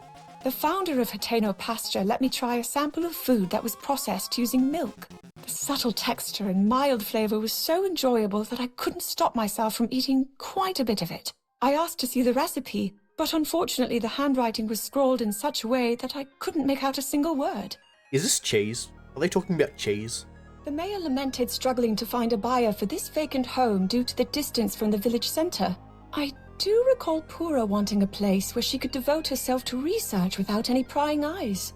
Okay, that makes sense. Simple explanation to the distance between. The view from here is, as ever, unchanging. This place is one of the few I know that remains constant. Am I weak for feeling relief at that? I've heard stories that if you want to cut ties with someone or something, chanting their name while crossing through the middle of the pond will do precisely that. The pond's shape resembles a heart, and I wonder if the path in the center was created as more and more people walked it, compacting the soil. I hope that malice never forms here. That's interesting. I know it's a counterpart to the other heart-shaped pond. I sort of expected Zelda to at least consider walking here while saying Link's name. The horned statue. People have long detested it, obscuring its name to history. No one remembers its origin. Its face has a sad expression, almost as if it's saying it doesn't belong here. Do we know who the statue is? Like, what if it's the one demon guy from Skyward Sword, and he just gets, like, misremembered as, like, a demon? For generations, the Sheikah have lived in Kakariko village. The town has been their refuge ever since they were banished from Hyrule. Their advanced technology was viewed as a threat. Wait, they were banished from Hyrule? The village itself is nestled in the mountains as an intentional hiding place. I imagine it feels as a haven to them. Okay, what if they weren't banished due to the, like, technological advancements they were making, but that was just an easy way to create a reason that everyone would understand? What if the real reason was due to the Ocarina of Time, like, assassin side of things? Impa will be the next elder. I am thrilled to see her take up the mantle. At present, she is the royal advisor, however, and is responsible for the internal investigation of the divine beasts. As such, she implored the current elder to wait until her work with the investigation is complete, after which she will officially step into her new role. This kind of seems like a weird one, not because it's strange in any way, but it shows how much time has passed, like, between these events and Tears of the Kingdom, because now we're, like, past Impa into Pyre being the chief. And it would be interesting if they showed us who the first chief was. Not that it really matters at the end of the day, but it would be nice to know. Maybe, Age of Calamity does say it, but I've not played it. The researchers here are hard at work raising ornamental carp. They were inspired when they saw a beautiful fish called the mighty porgy that lives in the sea to the south. They tell me they're breeding rare carp that were born with mutations. Oh, does this imply that all the, like, stat buffing fish are, like, bred into perfection? Like the ones that give you extra hearts, more stamina? Are they, like, crossbred to make weird mutations of, like, their natural forms? This frog statue is the guardian of travelers, though I don't believe anyone knows why it's a frog specifically. It is fascinating that a group as technologically advanced as the Sheikah would still believe in such symbols of good fortune. Maybe it somehow relates to when the Sheikah splintered after a disagreement regarding the royal family. A symbol of hope to one day reunite, perhaps? Okay, so they splintered. This is the same thing as before, but they put more emphasis on it. And they don't really say anything, they keep it vague. So maybe my idea does have some reason to it. And why frogs? I don't know, maybe it's a similar thing to the boar, dragon, owl thing, and frogs symbolize something in their culture. And what's with the deal with frogs in general? They talk about frogs a lot in these, like Zelda loves frogs. They have frog statues all over the place. There's probably something deeper to it that I'm not seeing. It might already be known, but I'm not sure. The people of Kakariko village cherish plum trees as a symbol of Sheikah history. Rejoicing that a dear friend had been blessed with a baby, Impa planted one such tree and ended up covered in mud in the process. It was her wish that her friend's child would end up healthy and happy. Okay, so that's why trampling them is a bad idea and someone kicks you out in Breath of the Wild. I don't know if they explicitly say that it's important to their culture or whatever, but at least we have a definitive answer now, if we didn't before. Kotera is worshipped as the goddess of the land, and the villagers' offerings to her tend to be vegetables rather than rupees. It sounds like she's been less lively due to a decrease in rupee donations lately. Self-sufficiency is taking root in Kakariko village, so perhaps fewer people see the value in rupees.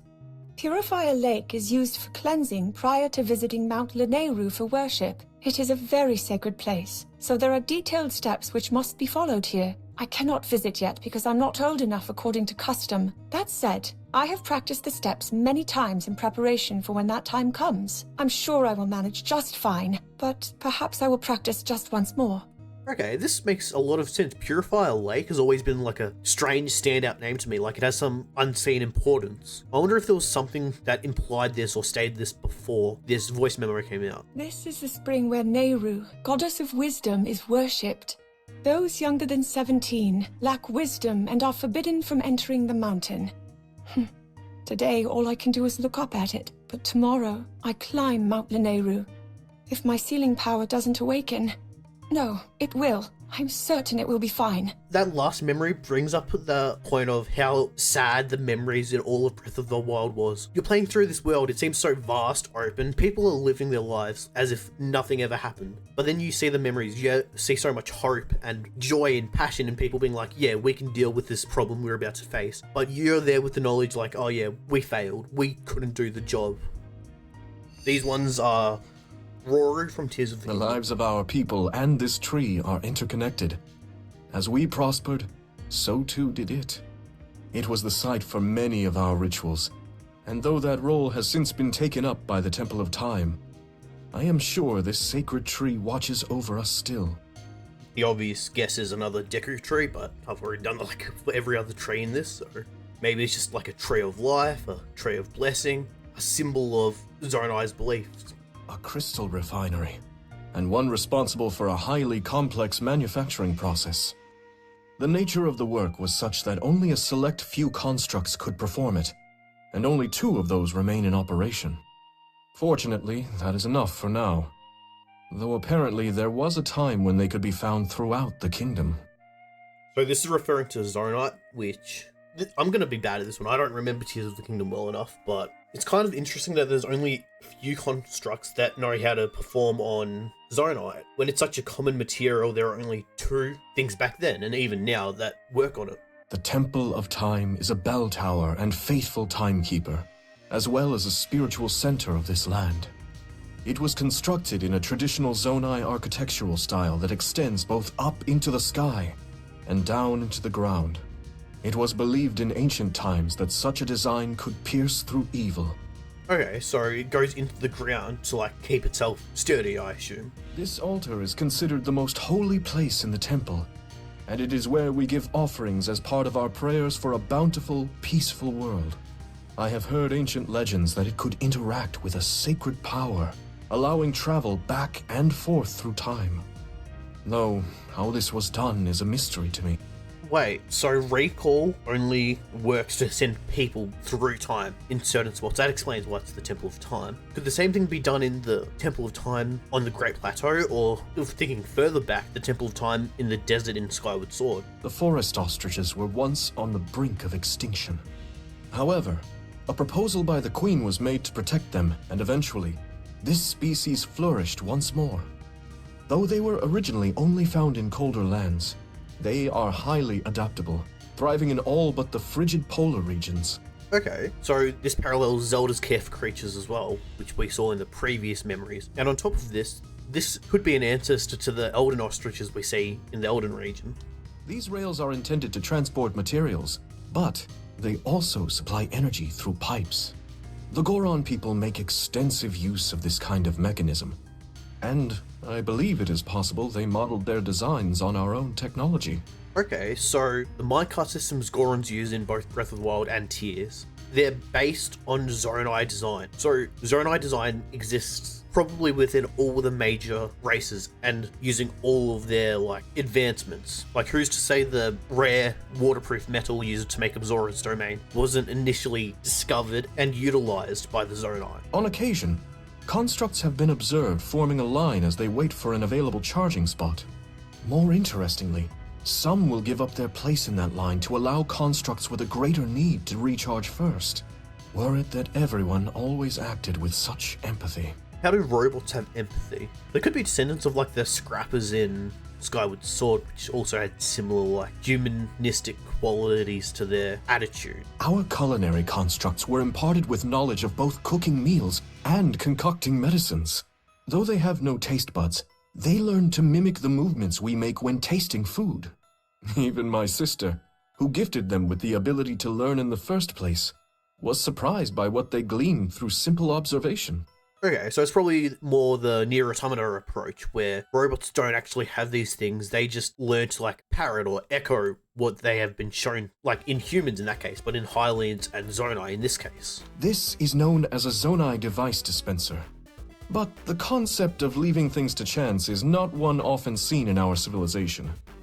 I myself believe that it was originally created with a different purpose. Maybe it was used for entertainment. Or maybe it was not even originally made by the Zonai. The ways of our ancestors are sometimes unclear, but they are also interesting puzzles to unravel. Alright, Rauru is shown as pretty wise, but no one knows it all, and I like how this shows that even parts of his culture, his world, are unknown to him, where they originate and what for. What is the purpose of randomness in this machine, when a simple shop would do the job better? Though the flux constructs can enter a standby mode, reducing energy consumption outside of battle, they remain one of our less energy-efficient creations. Considering their limitations, I would love to improve on their design and give them greater range. But my sister says the ancient schematics for them are quite abstruse. Okay, so they're one of the older Zonai creations, and it's less energy efficient, to the point where if we were to like make a similar device, it would require restarting from scratch. It was here that we used the capabilities of frost emitters to create a permanently snowy region. By encircling the island in cold air, we created an ideal place to test the durability of constructs and Zonai devices. I'll always remember the look of wonder on Sonia's face the first time we came here. Okay, so they use frost emitters to make this place. This could be the same reasoning for why the Great Plateau is like not natural, or whatever the wording was back then. And from the sounds of it, they used this place to test Zonai devices and probably constructs as well in more like harsh environments. They probably did a similar thing in maybe the Gerudo Desert. We intended for this airfield to allow easy transportation of goods between Sky Islands. While I hoped the people of Hyrule would make use of it, the flying machines proved challenging to control. I once sought to join Sonia while she practiced with one, but a construct stopped me, insisting that the devices are limited to one rider. Okay, that would be for balance reasons, because these are a heavily like player-controlled, balanced item in Tears of the Kingdom. I do not believe anyone else is as proficient at handling Zonai devices as the Maker constructs. That said, one should be careful around the inventions of less experienced ones. I recall a very chaotic rafting ride when a misaligned fan made it nearly impossible to steer. I was scared half to death throughout, but Queen Sonia enjoyed herself. How can like constructs be less experienced? I guess they learn, that's probably the whole idea. They're like probably an AI sort of creature. Circular designs often represent an eternal bond, and were even thought to ward off evil. Perhaps with that in mind, many of the structures here have been constructed with a circular shape. Though this was once an archive containing many important records, now only those my sister keeps remain. Okay, so a lot of the Zonai history, I was talking about how a lot of the Highland history was lost, but also a lot of the Zonai history was probably also lost, since all of it is kept in the library scene in the memory, with Minoru. Okay, I'm gonna make a small complaint about Breath of the Wild and Tears right now. They're way too expansive with their timelines. Like, with Breath of the Wild, it went back 100 years is when the calamity happened, 10,000 years is when the first calamity happened. But then it's in an unknown amount of time was the time of these Zonai. We could say 100,000 years. But then it goes even further before that with the Zonai's history, to the point where all like information gets lost, and I feel like it's lazy. Like, look at the time between Skyward Sword, Ocarina of Time. That's probably 10,000 years in itself. But in that time, there's two games. There's the Hero of Men, the Hyrulean Civil War, the Interloper War. We know a lot about it. That makes it feel a lot more dense. But Breath of the Wild, Tears of the Kingdom era fills up such a large amount of time when we only really know about like 5 events. We know about the imprisoning war, the time of Rauru, Minoru, the sages. We know about the Great Calamity 10,000 years ago. We know about the other calamity from 100 years ago. Then there's the events of Breath of the Wild and Tears, and that's all there is. Zonite was once readily found even on Sky Islands. This giant refinery is a remnant of a time where its scarcity seemed impossible. Of course, the lava that powered the refinery still remains. I should consult with my sister and see whether we can yet find a use for this furnace. Okay, so they've depleted the resources of Zonite. It's not as common anymore. And this sort of, like, people have made this connection before, I'm not the first to say this, but Tears of the Kingdom feels heavily inspired by Castle in the Sky, the Ghibli film, where there's like an advanced civilization full of robots, ancient, mysterious machinery that looks like magic, while the people down below on the surface are dealing with like scavenging for like basic materials. Like there's a industrial revolutionary-esque environment, whereas they're using technology that appears similar to magic just above them in the sky. Those that complete the skydiving trial are bestowed empowering attire. It allows them to better control their movement in the air. And if all the pieces are worn together, the wearer need not fear striking the ground no matter how far they fall. Okay, this would be nice to have in Tears of the Kingdom, to actually hint towards it preventing fall damage. Like, that's a big thing with Tears of the Kingdom, is there's a lot of hidden stats for, like, buffing the armors. Like, the Froggy set is said to have slip resistance, but that's only resistance, it's not immunity, until you upgrade it to Tier 2. And then it becomes slip immunity, where you can climb without slipping. And that should have been explained better. The ancient Zonai even fell to the surface at times, but I believe this attire kept them safe too. I have heard that the original reason for the lower gravity in this space was to reduce the jolts cargo could experience during transit. However, it has an additional use. It seems the Zora greatly enjoy the sensation of swimming through the sky. This kind of like connects them to the Raito as well. Like, they are connected obviously, but Zora's wanting to like fly through the sky. It's kind of a neat parallel. Thanks to the plentiful water available here, this is a prime spot for conducting water-related research. The floating spheres, for example, have the potential to revolutionize logistics, but as they do not retain their shape for long, their use is limited to certain islands. This is where Zoras get all their water from, like an infinite water source. I don't know how it logically works in this game, but it's also interesting to know they use it for like water-based experiments. This is probably where they figured out water is conductive. The water that flows from here eventually becomes clouds and rain, bringing water down to the land. The Zora people in ancient times had dealings with the Zonai, and I can imagine they used the immense waterfall to travel from the surface to the sky. It is appropriate some refer to this waterfall as a bridge. Okay, that just connects to the main quest where they call the waterfall a bridge in the game as well. I thought it very strange when I heard from the Zora that there was a fish in the sky, but now I see what they meant. They also told me to stand on the edge of the center platform and look out to the southwest, but Oh, I understand. Quite befitting the Zora. Okay, so this could just work as like another extra hint if you're struggling in the game, which is kind of neat. Except hints and guides in these games don't really matter. Like if you don't know how to do something in these games, it's just one Google search away, which kind of makes these games like less fun, as weird as that sounds. Like, I remember getting stuck in Ocarina of Time back in the day, having a great time trying to figure out what to do, or even just running around doing nothing while ignoring the main quest because I'm stuck. Now, I didn't finish Ocarina of Time back then because I was a dumb 8-year-old, but still. A lot of debris is scattered in the area. It is likely that cargo was handled here and... Perhaps the strange shape of the container made it difficult to control the launch mechanism. This area was once known for the abundance of ore that could be mined from the numerous floating islands.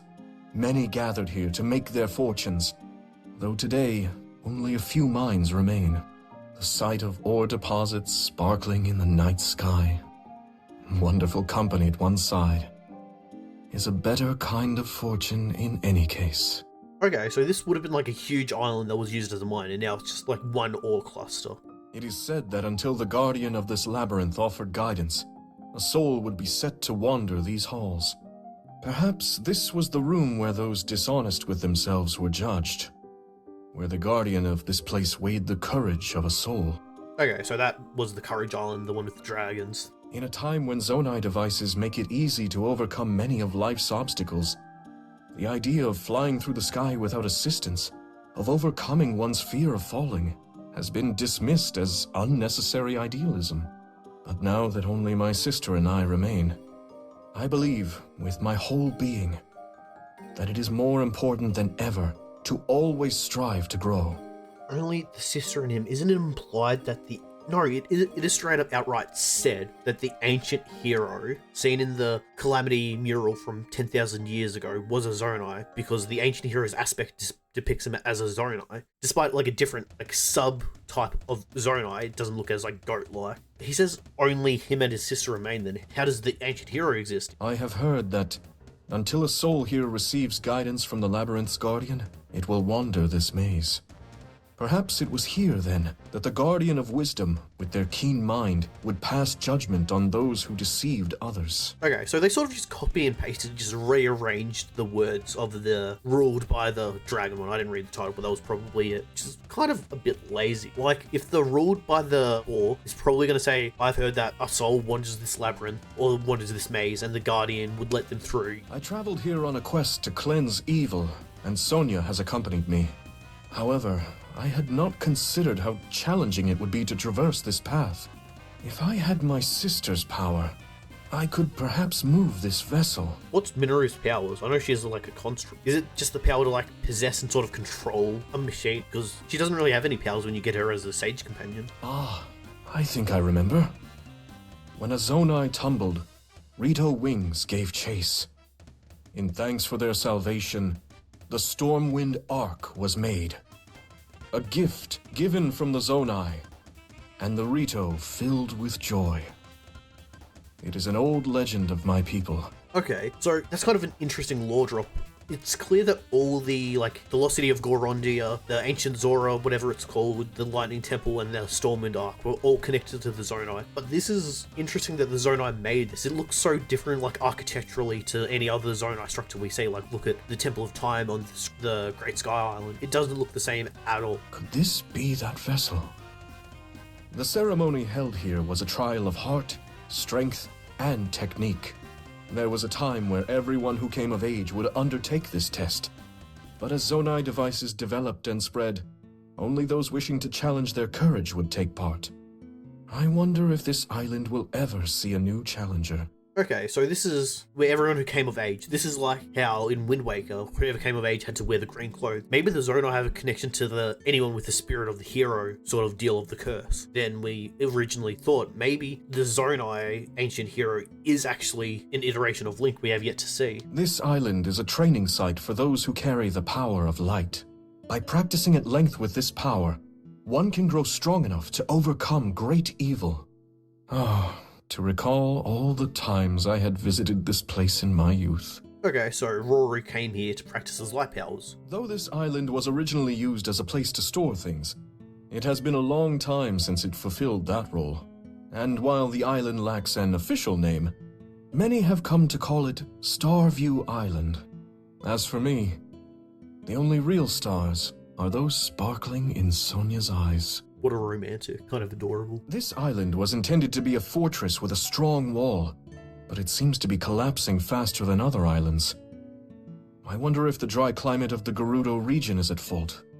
Regardless, I should commission a maker construct to help as soon as possible.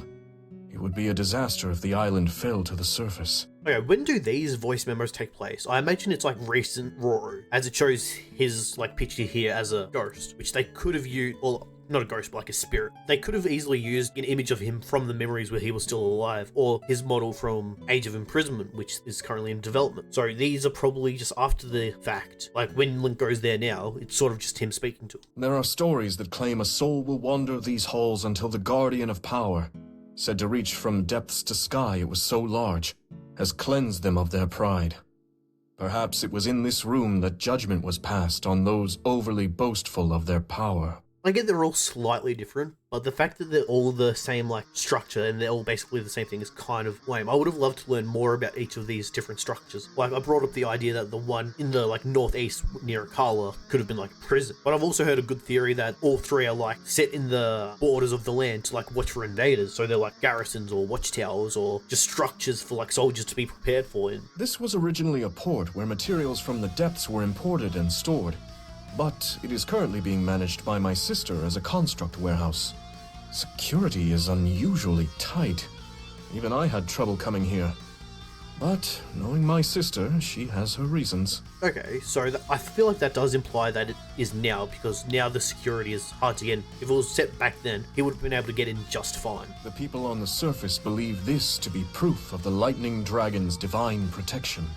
In actuality, it is a lightning rod the Zonai constructed to prevent lightning strikes. Perhaps this is how belief in the lightning dragon began. I wonder how often belief results from unrelated coincidence. I get a strong sense of nostalgia in this place. When I was young, I was intensely interested in finding and studying treasure maps. Before I knew it, I had become quite familiar with the topography of the Sky Islands and, incidentally, with Zonai devices. Nothing motivates one to learn like a healthy sense of curiosity. Okay, so that kind of parallels with how the player should feel going through these treasure chests, or the maps that you find on the island. It's because he likes exploring, as would the player. Right, now we're up to the Master Kohga ones. I'm not sure what these ones are going to be like at all, so let's get into it. Is this the afterlife? The great beyond? My final reckoning? Okay, first thing, I can't stand this voice acting. I understand he's like a goofy character and all, but I'm not a fan of voice acting in general. I feel like most games with voice acting kind of suck. But anyway, as for the actual content of this voice memory, it's clear this is directly after he falls, after his fight in Breath of the Wild, where you find him in the depths in Tears of the Kingdom. Nah, it still hurts like I'm alive. And I'm alive thanks to this weird inflated cloth. Talk about helpful. Unlike that dastardly Link. How dare he foil the secret technique of the leader of the Yiga clan? Ah! Hang on. Maybe I'm in the depths. That's where a bunch of ancient people lived. Maybe? Okay, I do find this really interesting though, because he has knowledge of the depths. So the depths didn't just open up because of the upheaval. That's just the caves and the chasms and maybe a few other dungeons and caves here and there. But it did exist beforehand, which he knows about. Probably because of his devotion to the Demon King and the Calamity. That's probably why he knows about it. And the Hylians don't. This place is way too dark. Maybe if these dim glowing things could get brighter, or if this green crest thingy reacted at all. And what even is this? Some kind of massive plant? It goes so far up. Does it reach all the way from here to the surface? Okay, so as we know by now, these are connected to the Shrines of Light. They're found directly below them. At least the ones on the surface, not the ones in the sky, obviously. But that's probably where they get their light power from, whatever you call it. And the green crest thingy is obviously referring to the hand interaction spots you see throughout the game. Oh, it shook a little there. But touching it also sent a shiver down my spine. Huh. Maybe they're spirits? But if they are, then that means this is the afterlife. It makes an interesting point. The fact that we can see spirits in the depths but nowhere else indicates this is like the resting place of anyone who's died, or maybe just malicious spirits that have died. What's this floating green thing?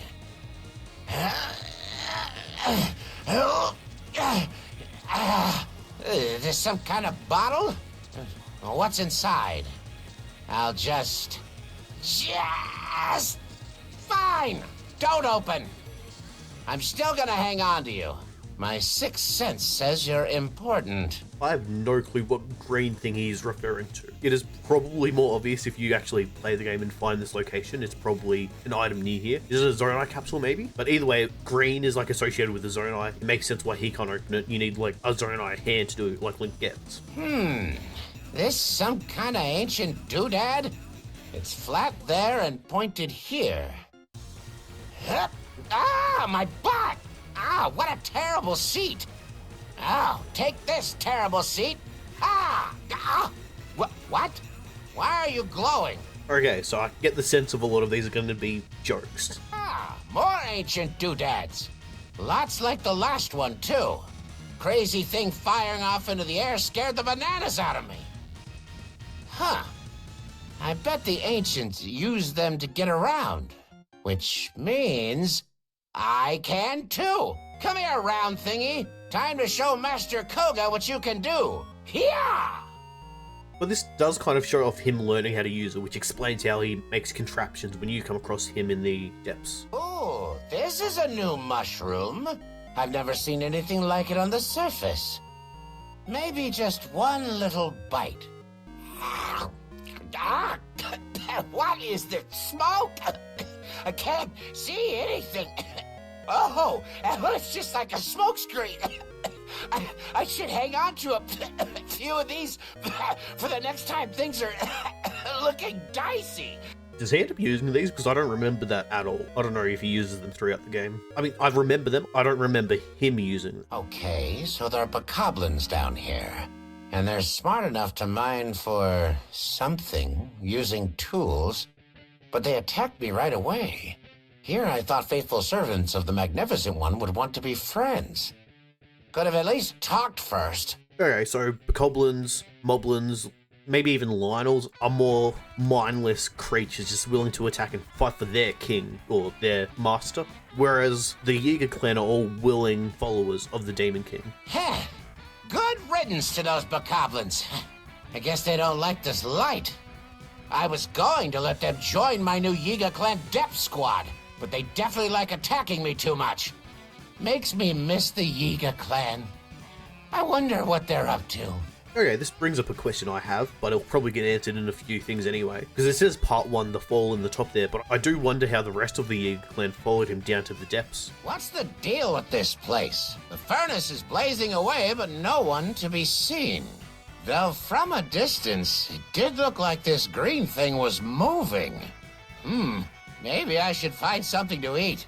Things will go bad if I start hallucinating. How did he survive? Is there stuff to eat in the depths? I know there's like bomb flowers and stuff, but they're not edible. Aha! Is this the source of that horrible rotting smell? It is awful. I can't stand it. I hate it. I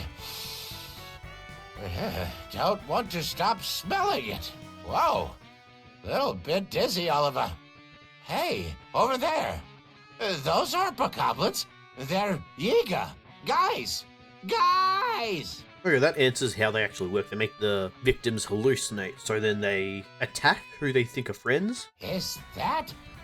At last! Someone to help me! Hey! There are bokoblins chasing! Huh? I could have sworn there was someone here. Oh, no one tells you how lonely solitude is. I'd even accept the company of that Link character. Okay, I do like Master Kohga as a character in Tears of the Kingdom. Him remembering Link and being his sworn enemy is funny as, especially with the option to choose like the dialogue option. I don't remember, it's just funny. No! What am I saying? I'll never forgive him for casting me down into the depths. Never! I was sure this one was a person. But nope, just another statue. Figures. Hey, there are a lot of statues down here. Maybe I'll just head from one to the next, starting with where this one is looking. I haven't got anywhere else to be. Okay, that works as a hint to guide the player to follow where they're looking, which is kind of hard to figure out, to be honest. Oh, good. More ruins. Couldn't be an actual village, could it? And no water either. I keep hallucinating Yiga calling out to me. Kohga! Kohga! Feels like yesterday that I inherited that name. Inherited, so it's not his name, it's a title. I didn't actually know that. I do know there was another Master Kohga in Age of Calamity, but of course I don't know much about that game. So long ago. That smell. That's banana. Set out to ripen for 5 days. Just how I like it. It must be them. Yiga clan. Guys? Your Yiga are gathering critical bananas. I mean supplies. For us to set up the depths branch of the Yiga clan. While they do that, I need to figure out how this device works. Cloth with a hole at the bottom. What if I put fire here? Uh-huh. Oh, no! Stop! Don't fly away! Okay, a lot of these ones are like sort of guides, but a lot of these Zonai devices I think are intuitive enough for the player to figure out on their own. So I don't know if these are fully necessary. Is this some kind of grave? No bones, though. Not a grave after all, are you? I bet you're hiding something. Aha! A treasure chest! Ha! Now I'll just open... Rusted. Anything else here? Ah, a notebook. I can't read the letters, but... I know what this is. It seems luck hasn't abandoned me yet. Okay, this area is interesting. It's found below the Gerudo Desert. It's possibly, maybe connected to the Arbiter's grounds. But what is this notebook? Is it just one of the notebooks you find that are like Jaeger schematics? It could just be that. Seems interesting, especially with the letters he can't read. I don't think it's a joke like, oh yeah, he's dumb, he can't read. I think it's probably like the Gerudo language or something like that. Nuh-uh! You can't fool me! This place has all the makings of a trap. See, if I get closer, like this... There! Trap sprung! Ha ha! So easy to... Hey! What are you... Stop it! I don't want to fight you! Okay, that is another piece of evidence that shows that all the like creatures, like in this case, Horoblins, are not like knowledgeable on whose side they're on. Whoa! I've seen some big They're sort of like animalistic in a sense. skeletons in Gerudo Desert, but I don't think I've run into anything like that down here. If the surface and the depths are connected, then that means the creatures living up above could come down here. I think. Okay, that makes sense, but I've always thought the skeletons were like depth-dwelling creatures. But the fact that these giant skeletons of like leviathans, dinosaurs, whatever they are, possibly could have came from the surface indicates like a much more ferocious, wild era of Hyrule, which would be really interesting to see. Like, think Ark Survival Evolved, but as Zelda. That'd be kind of neat. The pictures in that book from the graveyard were very, very clear. These things all attach in different ways to make something else. So, if I take this cloth, connect it to the platform, put this wind-blowing thing here... Ah! Then if I lit a fire under it, it'd work. Yeah, I need to study this notebook. Time to head to the hole under the hideout. Okay, so the notebook he found was a Jaeger schematic. That's kind of boring, sort of expected. Also, what time do these take place? That'd obviously be between Breath of the Wild, Tears of the Kingdom. Or it could be like into Tears of the Kingdom, like as you're playing, he's writing them down. Imagine, it could be like 1 year after Breath of the Wild, and these Jaeger devices are all like existing without our knowledge before Tears of the Kingdom takes place. Okay, so I think it'll work to set up a base here close to the hideout. But what do I do about the graveyard notebook? The drawings in it are absolutely schematics of some kind. That answers it. They are just schematics, which means they didn't make them, they found them. So when we find them and take them, it's not actually theirs. But they look like impossible, unbuildable wastes of time. But if they aren't, I should explore the depths some more. You big stupid toad thing! Why do you have good-looking ore on your head if you're just gonna try and eat me when I check it out? I hope you like that bomb flower I gave you. I hope it gives you gas! The notebook had info about this thing, I'm sure. What page was that? Aha! Here we go. According to these pictures, this creature gets all person-shaped when you get too close. Must be some kind of guard? It's got glowing red eyes, and those are always bad news. I'll keep my distance. Okay, so it only just made sense to me now that these schematics they find, the Jaeger schematic, were just Zonai schematics. I bet the notebook I found belonged to a Zonai. And if I'm Again, it answered my question right there. right about that, then this shape must be Zo. And I think this one is Na. And this is I.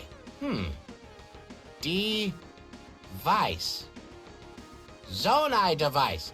Zonai device. Yeah, that seems right. And I don't care if it isn't. He's actually pretty good at like researching this. He's translating another language he doesn't know, isn't he? So, obviously this was meant to send things to the surface. What I don't understand is how it moves things through the ground. The pictures in the notebook look like it just happens. They just go through. I don't get it. And I can't use this to send stuff to a base on the surface if I can't figure it out. It is kind of weird how a send works. Like, how do you send something through something like the physics behind it? And if this is meant to send things, maybe he's just like misinterpreting it, but maybe it's just sending people. But people have objects on them, so how does that work? And there's the face. You're not in the notebook. Does that mean the Zonai didn't make you? And how'd you get turned to stone anyway? Maybe the goddess did it because you did something bad. Well, bad by her standards. And if she didn't like you, I bet we would have gotten along. Okay, so I'm pretty sure it says this in the games. The bargainers were once people in turned to stone, possibly by the goddess. Or maybe it's at least theorized like Master Kohga's doing here. But at least we have it like pretty clear that we should be thinking about these guys. Oh! Look at this level ground! And cliffs on all sides. This would be the perfect spot for a base. I would have to get rid of these statues, though. Oh, and replace them with statues of me. But what poses would be best? Maybe this. Or I could do... Ha! What about, wait. Is that growling? What is that? Just say about that. Just play it off as a joke. Yes, there we go. Finally a stick-shaped Zonai device that looks like it could steer things. Like a steering stick. With this, the Yiga clan will be able to use Zonai devices with only a little bit of training. Plus, now I can try making this bird-like thing from the notebook. Okay, so that's his first contraption he uses. I mean, not his first, but that's the contraption he uses to get away with from the first battle in Tears. No, I can't keep going. It's too hot. What's the deal? This place feels like it's under Death Mountain. Phew. Yeah, no fireproof elixirs on me. And I don't see any fireproof lizards around. Definitely time we head back. Okay, I think I finally escaped that scorching misery of a place. Oh, wheels! Big ones and small ones. I bet the small ones are really maneuverable, but those big ones would be great for tough paths. Oh, we Yiga have such good reflexes and balance, I bet we could even make a unicycle with these. Okay, this one's neat because it explains the differences between the big wheels and the small wheels, which is good for the player to know if you don't learn that naturally on your own, and it hints towards them making a unicycle, which you can see in one of their Jäger bases. Okay, what is that glowing creature? Some kind of bug. Maybe we could use it in an elixir that helps with the darkness down here. Gotta catch it first, but that'll be easy. Nothing is sneakier than a Yiga in their Yiga clan clothes. What? Are you kidding me? Is that tree walking? Alright, so there's a few things to unpack here. So first, sneaking in Jäger clothes, that hints towards the buff stealth stat when you wear the Jäger armor, but also trees. But there's a situation in the game where you can pick up a banana and a couple of the trees nearby will transform into Jäger, like they've been disguising themselves as tree. But the ever means people believe that they were the Jäger, but now this confirms they are not. Maybe they're just excited to see Kohga and running up to him, and he doesn't know of them being able to transform themselves into trees yet. This statue looks a lot like a Zora. Which means that statue of a woman I saw before was probably a Gerudo.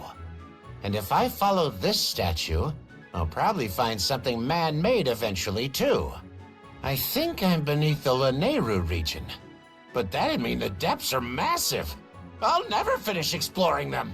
Okay, so he's drawing the connections between the surface and the depths, with the Zora-like statues being underneath Rauru and the Gerudo statues being under Gerudo. So this is where all those Zora statues were leading me to.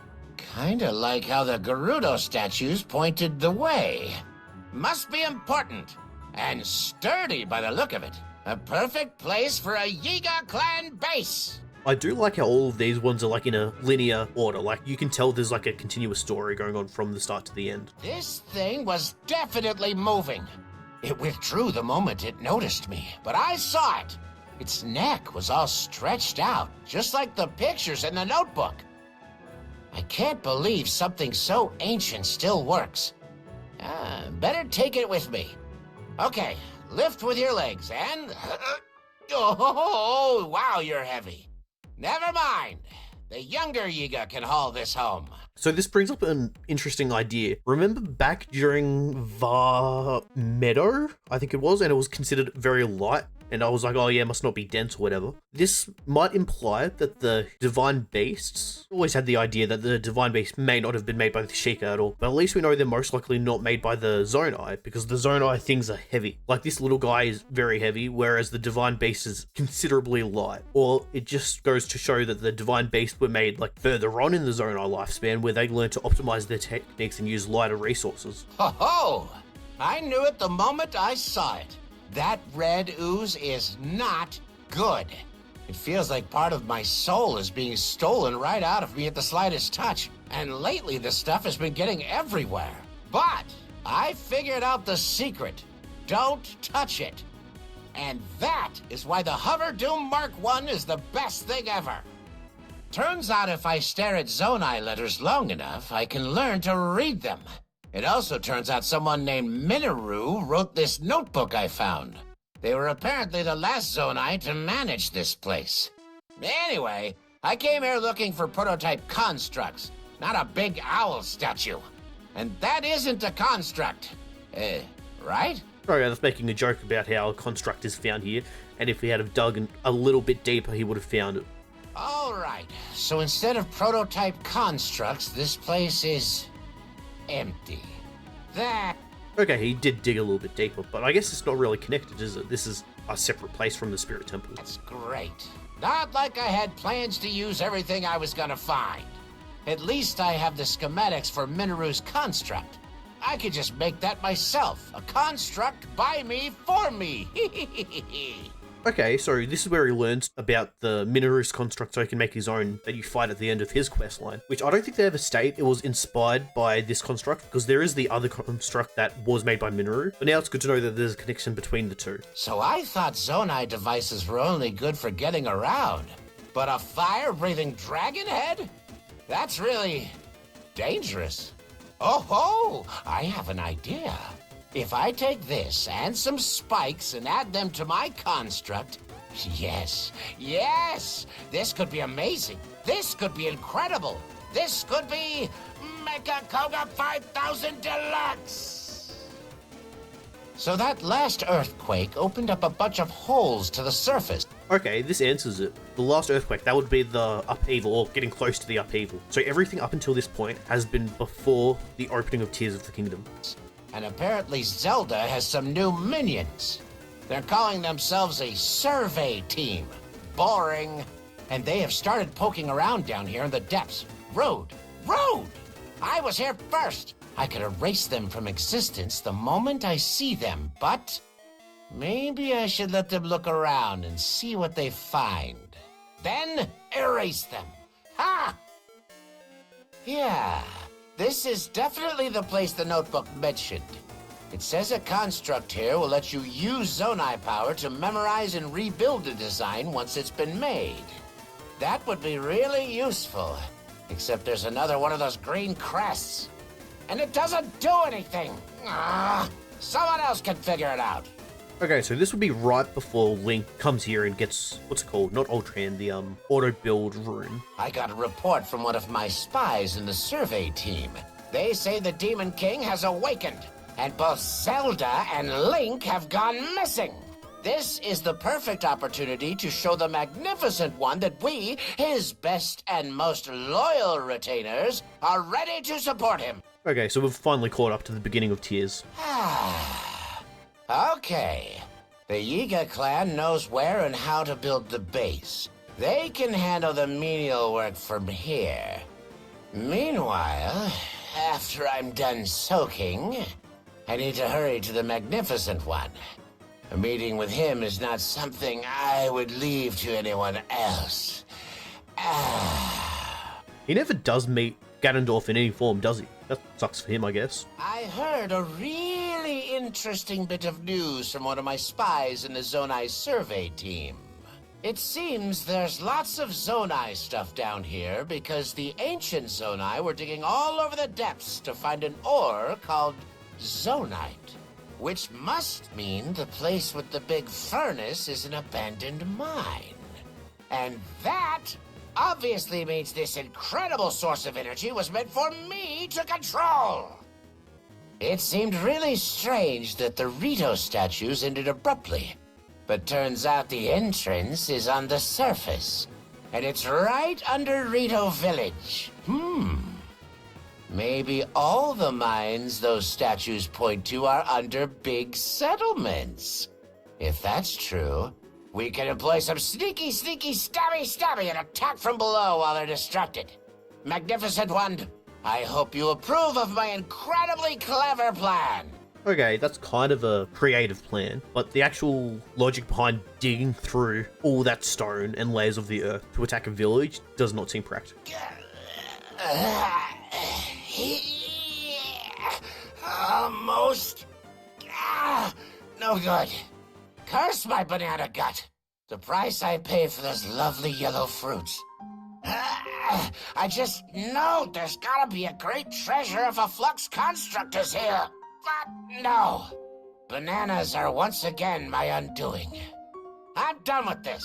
That treasure chest probably won't open anyway. I didn't realize that he can't open the treasure chests, or like the Zonai specific chests, can he? Because they use the Zonai hand to open. What's that?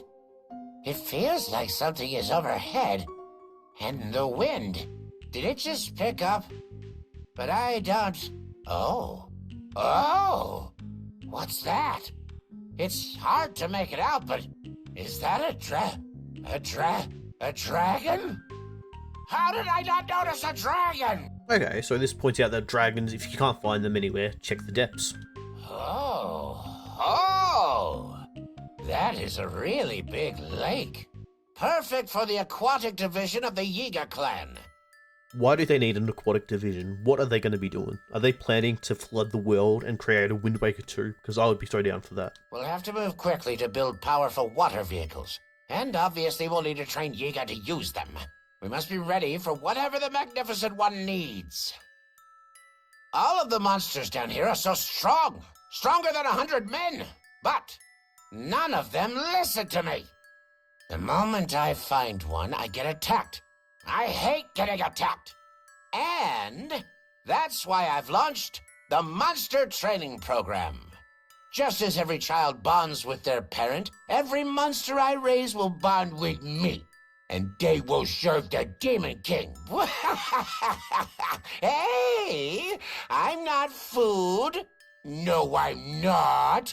Stop biting me. That would be really fun if they made, like, the Yiga clan have, like, an army of, like, a bunch of little creatures, like the little frox guys, maybe big frogs, like an army of monsters to fight against you. So there's a name for that red stuff I keep finding all over the depths. Gloom. I wish I had known it was flowing from the Magnificent One. I would have just followed it to him. I can't now, though. Blasted stuff is all over the place and impossible to backtrack. Stupid, no good... I like the Magnificent One's gloom. A lot. So much. The acoustics down here just made it sound like I was complaining. But I wasn't. Gloom, gloom, gloom. Okay, he makes an interesting point because I'm pretty sure with like the gloom as well as the weird gloom vine vein things, you can actually trace them back to the center of Hyrule, which is where the Demon King is found. At first I thought this was a giant bokoblin, and I absolutely didn't even flinch at the sight. But it seems to just be a statue. Hang on. Is this the back? Why would there be a big bokoblin face there? Could it be some kind of disguise? Reminds me of that guy on the surface who makes monster masks. Wait, so the back of the bargainer statues have bokoblin faces on them. I didn't know that. Why would they? I've never seen that. And the fact that he knows about is it Kilton or Colton, I don't remember, is kind of interesting. So they probably had some sort of connection? Understand that the gloom is a blessing given to us by the Magnificent One, and that stepping on it is basically an insult to him. But It's really gotten all over the place. I don't know how people on the surface avoid it, even if it is less thick up there. Wait, could that mean the Magnificent One must be in the depths with us? And there it is, the big reveal where the Demon King is. I'm willing to bet all my bananas that the Magnificent One is somewhere down here. The gloom is so thick, like a red, oozy soup. But it's too thick for even the Yiga clan to avoid it while searching.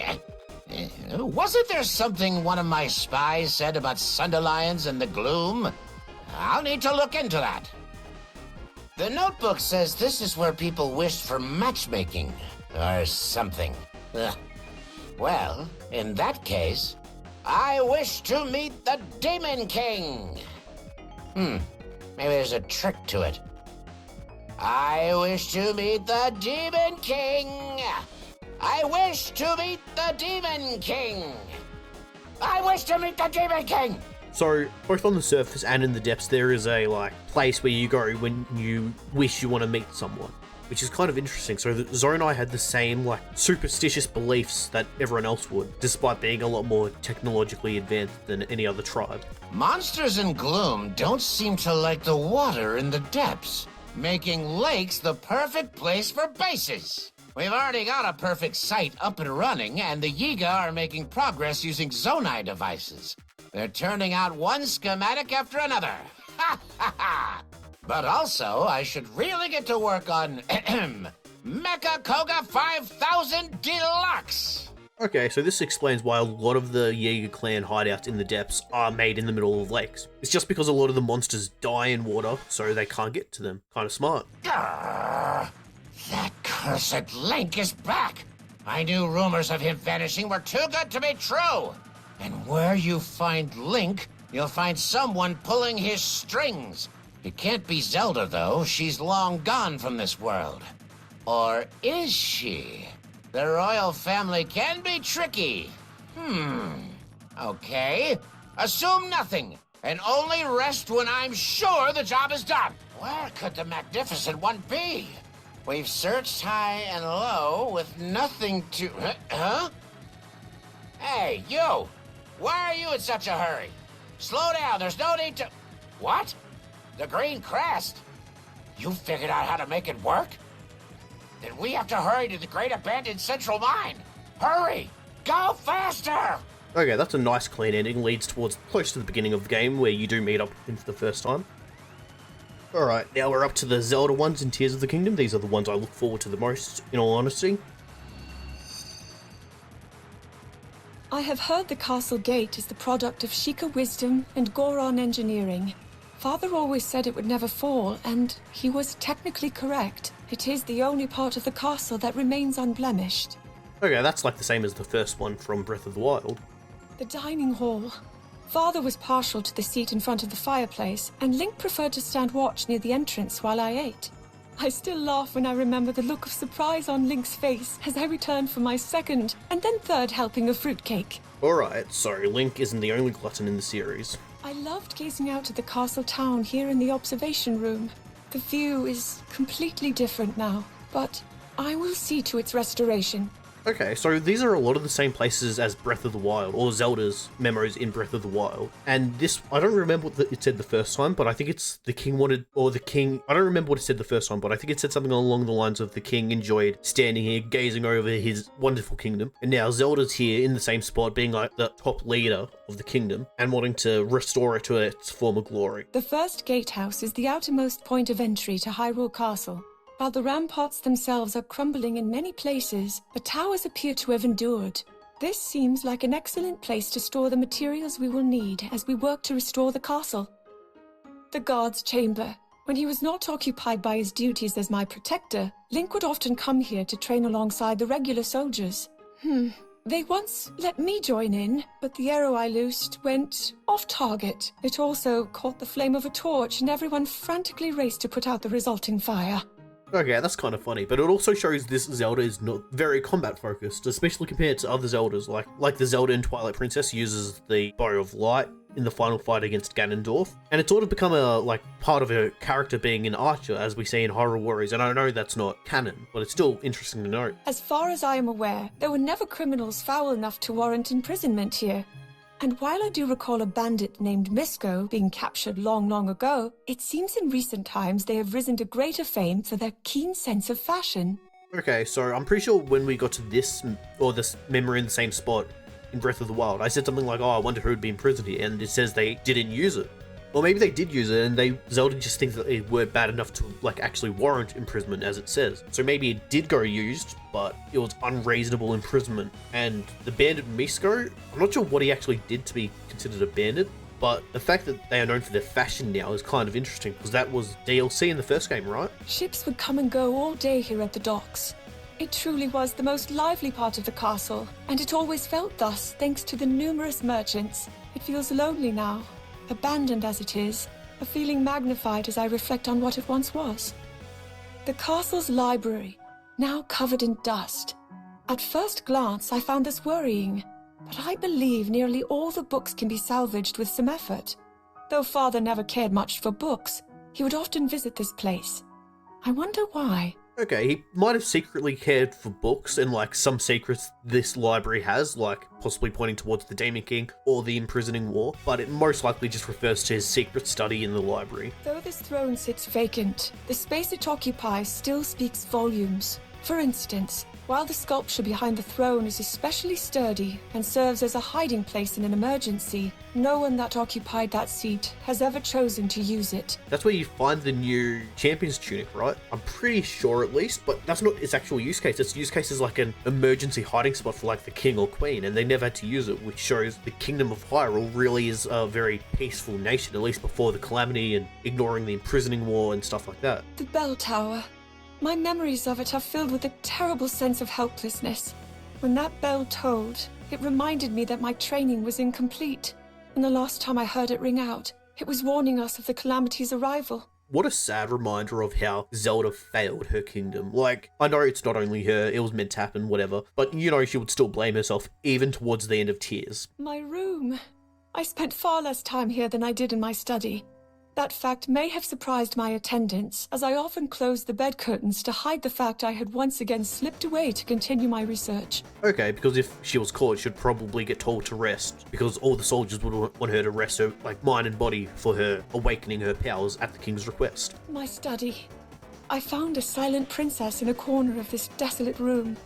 How many years or decades has it patiently waited for the right conditions that it might finally emerge? To think, I once believed the silent princess was doomed to extinction. You're stronger than anyone. I remember... That kind of represents the whole kingdom. Like, at one point, everyone in the kingdom thought they were doomed. when this place had a blue roof. Daruk would be there, ready to lighten the mood, and Urbosa, standing by, was always ready to lead. Rivali, so confrontational with Link at every opportunity, while Mipha watched the two of them with worry in her eyes. We can never return to that time, but I will forever hold memories like these dear. Oh, that's sad. All the classic champions from Breath of the Wild getting along, except for Rivali, of course. Though the central square has lain in ruins for a long time, I can still recall the bustling activity of the castle town like it was yesterday. At the center of this space was the fountain, fed by an underground waterway, though I suppose that has run dry. I wonder if this is connected to the massive cave that you reach through the Lookout Landing basement, and maybe that's the waterway. One that's a connection from the Lookout Landing location to the castle as an escape plan for King and Queen, I guess. The ruins of Hyrule Cathedral. I often came here to pray that my powers would finally awaken. Though this place does bring me comfort, I also feel bitter at my many unanswered prayers.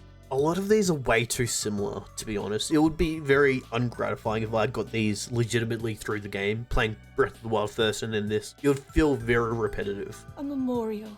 It is said that spirits who are weighed down with regret when they pass on sink deep beneath the ground and wander in search of light. I will place similar memorials at scenes of great loss and pray they will bring light to those wandering souls. These, like, tombstones are really interesting. Like, how many are there throughout the kingdom? I know there's at least 2, there might be a third. They're just kind of neat to come across and, like, find a silent princess. I loved finding these when I played the game. Ever since I was a child, I was always forbidden from crossing the bridge over the moat to reach Castletown Prison. So today is the first time I have ever set foot here. The calamity has not spared this place, leaving behind only these scorched columns. But perhaps that is for the best. Perhaps Hyrule no longer has need of a prison.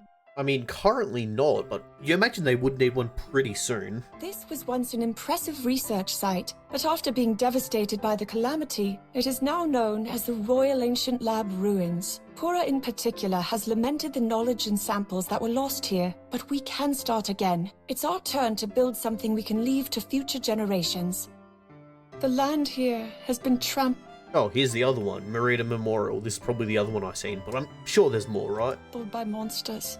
With the deep valley nearby and the Rito already watching over the area, there seemed little need for additional protection. Unfortunately, that proved an incorrect assumption. I pray that those who lost their lives here found peace with Goddess Hylia. While long ago, all the stables would pack up and move as the flow of travelers shifted, only Seren Stable continues this tradition today. In fact, they are planning to move to one of the new roads built to support the construction of a Skyview Tower.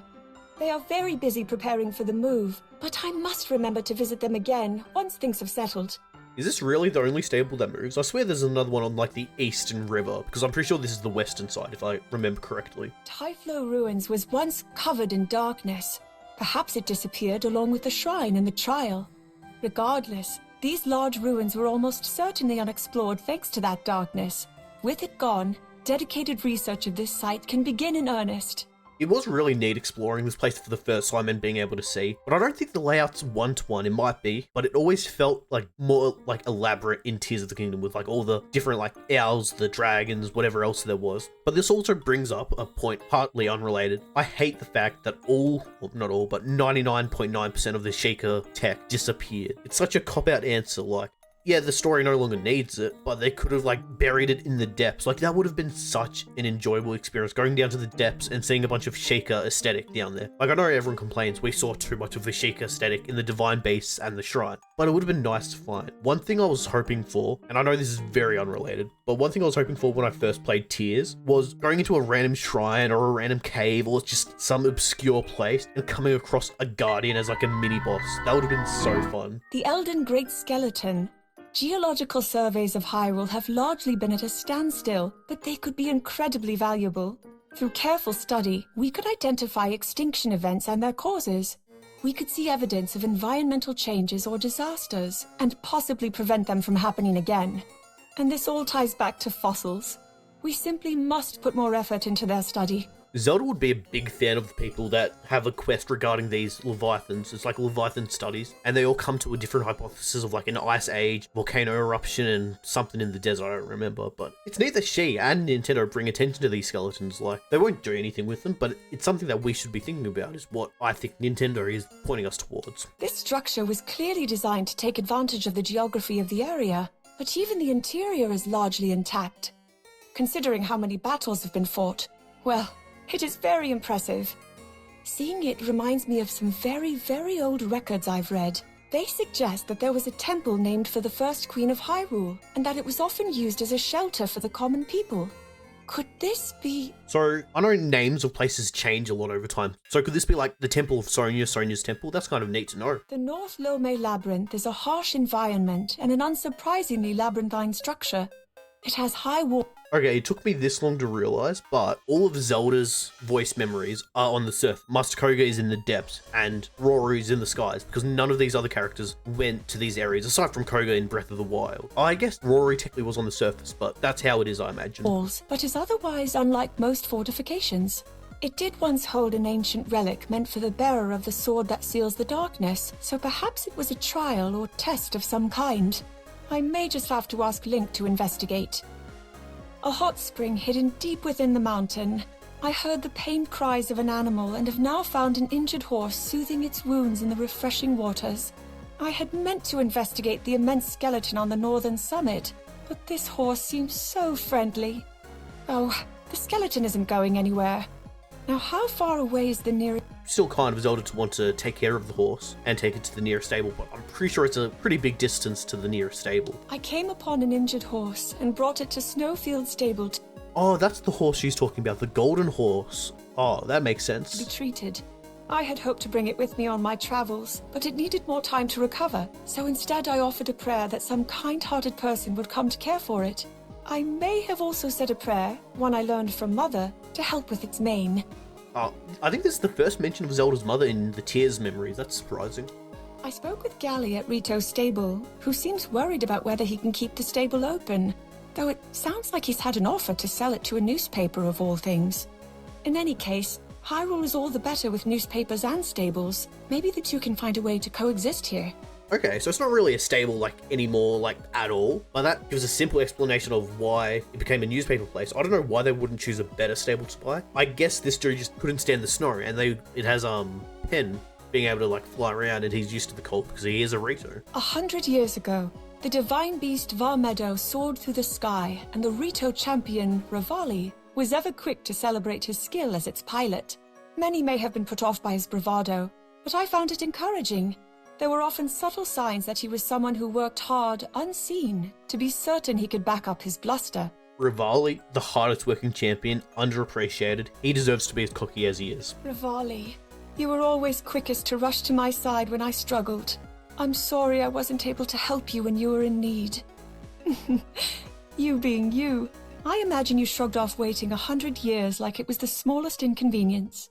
You were so tough on Link to make sure he could protect me, weren't you? Oh, that's actually heartwarming. Revali being hard on Link so he works hard. I'd never put that together. That's a very satisfying answer to why he's such a dick all the time. Rito Village, hometown of Revali, the Rito champion. It seems he is spoken of as a legend here, and his bow is an honor bestowed on the best Rito warrior. You did hate other people talking about you, Revali, but I'm afraid your story will live on here for quite some time still. This plaza has... I like how they made all the champions pretty humble. Daruk didn't like his statue, Mifa didn't care about her statue, Revali doesn't like people talking about him, Urbosa, I don't remember anything, but it shows they all just wanted to do their job. Yeah, Revali was a bit cocky, but he still didn't want everyone to praise him too much, as all the champions were like. been named after Revali. It's said that he boarded the divine beast from here the day the calamity began, and for that reason, and in his honor, it was given its name.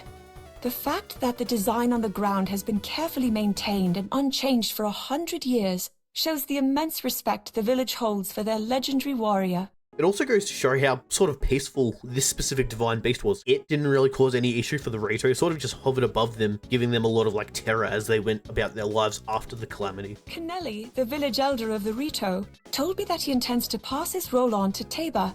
He hadn't believed that a single Rito could serve both as the elder and the protector of the village at the same time, but when he saw Link and Teba face Meadow, needless to say, he has no concerns whether the Rito will be in good hands with Teba.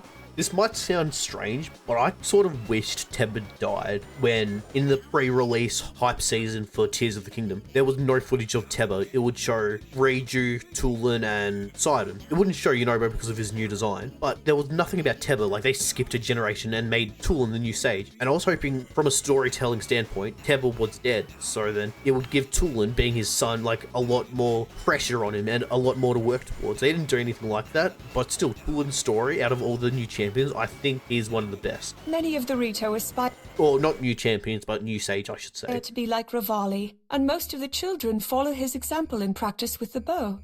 The flight range is where they do the majority of their training, though he always claimed the practice range was only meant for him. He did strive to make a better world for future generations, and that dream lives on here.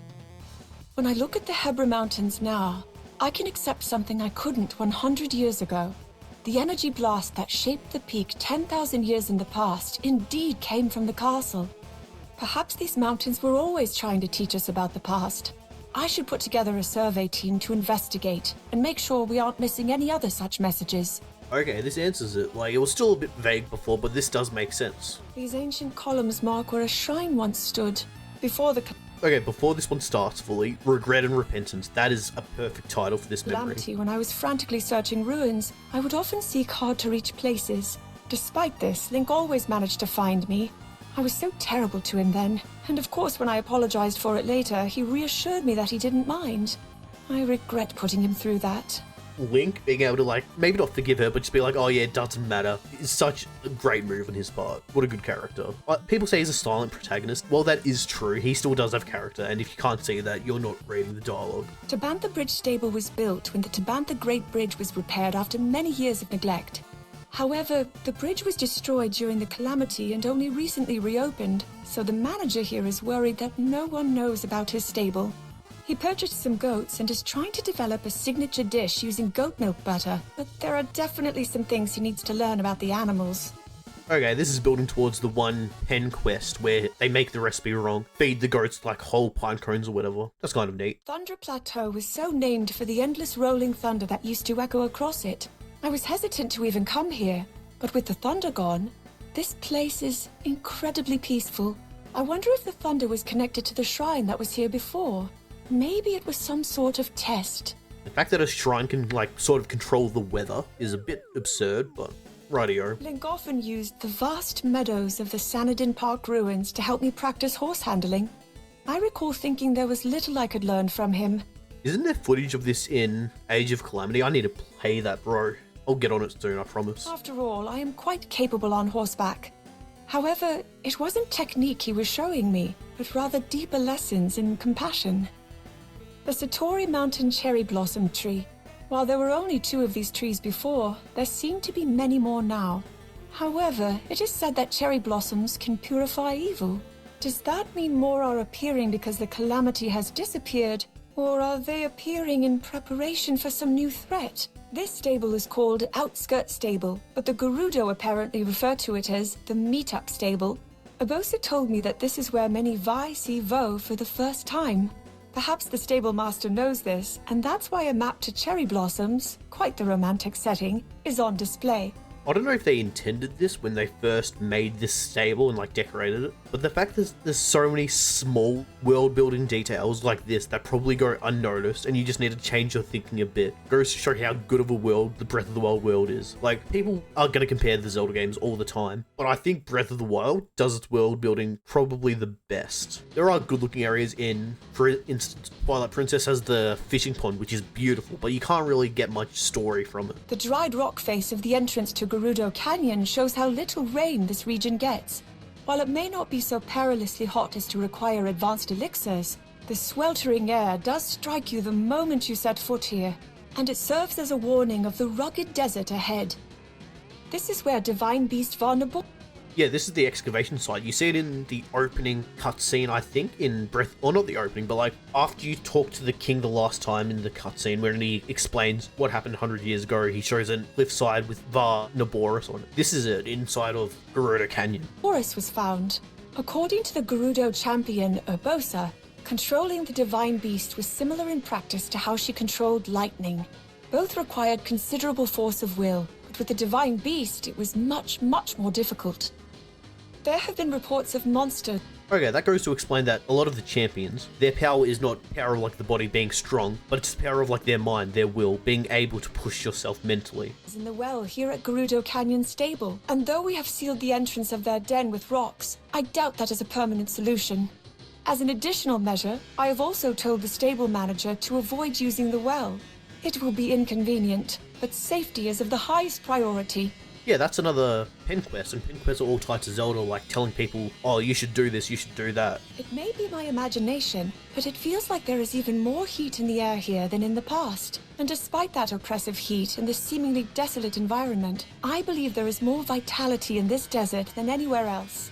Perhaps I feel this way because I have seen the strength of those who call this place home. Okay, so I brought up the idea that the upheaval was a slow burn. It built up over time, and I think this might also be a part of it. Like, we had, what was the previous one? I don't remember, but this one, the weather's getting hotter. It's getting burningly hot. Then we have the Rito, which was the other one. This temperatures slowly get colder, more snow build up over time. With the Zoras, it was rain. They probably had, like, a lot more light downfalls, probably going unnoticed, almost fully, I'd imagine, because it's just rain. Who's gonna think twice about it in medieval times? And then the Gorons probably went through their own thing as well that I can't think of. Nowadays, it seems Riju has Karakara Bazaar well protected with diligent soldiers. But when I came here 100 years ago, the traders who frequented this place were on their own. I was fortunate that Urbosa herself served as my bodyguard. Okay, I know it says Raiju here has it well protected, but it's probably Urbosa after Zelda got attacked from the Jäger clan. She probably set a bunch of soldiers to watch this place for people like her. And then Raiju is still doing the work by keeping a bunch of soldiers here just in case as well. The main settlement of the Gerudo town, is ruled by Chief Raiju. Though young, she seems to be working hard in service to her people, overcoming both the divine beast and the threat the Jäger clan posed. In fact, the town is more lively than ever. It is humbling to see her face such challenges. When Mother died, I was inconsolable. The current chief of the Gerudo, Raiju, used to have long hair reaching all the way to her waist, a style only permitted to Gerudo royalty. Today, however, she wears it cut short. I believe this is both in penance for not being able to stop the divine beast or the Jäger clan on her own, but also to give herself a goal to aspire to. By the time her hair grows long again, she must be a strong chief, like a... I would have never put this together without this, that the hair cutting makes a difference. I'm pretty sure Zelda is explained to have cut her hair to show her like becoming new, breaking into her new self. And they did a similar thing with Raiju, which I didn't even draw the connection. Riju's beloved sand seal, Patricia, was apparently a gift from her mother. They seem to have formed a close bond over the many years of Riju's studies and training. I think they can even communicate with one another, though I am not able to understand Patricia at all. Isn't it true that Patricia can dox Ganondorf? These are the barracks for Gerudo soldiers. Raiju recently spoke of wanting to improve the training her soldiers receive, sharing too how she has been frustrated with the results so far. Hearing this, I told her of how Urbosa always felt the Gerudo should be more in touch with the desert. A look of realization crossed Riju's face, and then she spent some time studying a map. It seems Urbosa can offer wise guidance, even 100 years later. Raiju complimented my technique when handling a sand seal, a skill I only possess thanks to the training Urbosa gave me so long ago. I then told Raiju of the time I forgot a shield, and was left behind by both my sand seal and Urbosa, and the young girl doubled over laughing. I still sometimes forget that this young girl is chief of her people. I tried once again to get the popular Gerudo town drink Noble Pursuit, and I was once again told I was not ready for it yet. They did tell me I should come back when the young Gerudo children who have been living abroad return to town. Apparently, some special drinks will be prepared for their arrival, and I should ask again then. Okay, so it's not based solely on age, it's based more on maturity, I'm guessing then. The North Gerudo ruins are connected to Gerudo town via an underground pathway that Raiju showed me. She told me it was an escape route in the event of an emergency. Alright, so it's similar to the cave that connects the Lookout Landing basement towards the castle that is used for royalty to escape. But that short of some immense disaster, she couldn't imagine using it for such a purpose. She laughed as she said this, and though she seemed unconcerned in the moment, it's clear the safety of her people is never far from her mind. That shows how noble she is. She would rather stay and fight for her people, despite her technically maybe being considered royalty, than escape if that danger were to come. This is the chasm located near Barida Lookout. There are records that suggest ancient people lived far below ground in the depths, and I suspect holes such as this one could connect the surface to that place. But if I want to find evidence proving my theories, I will need researchers wholly dedicated to the task.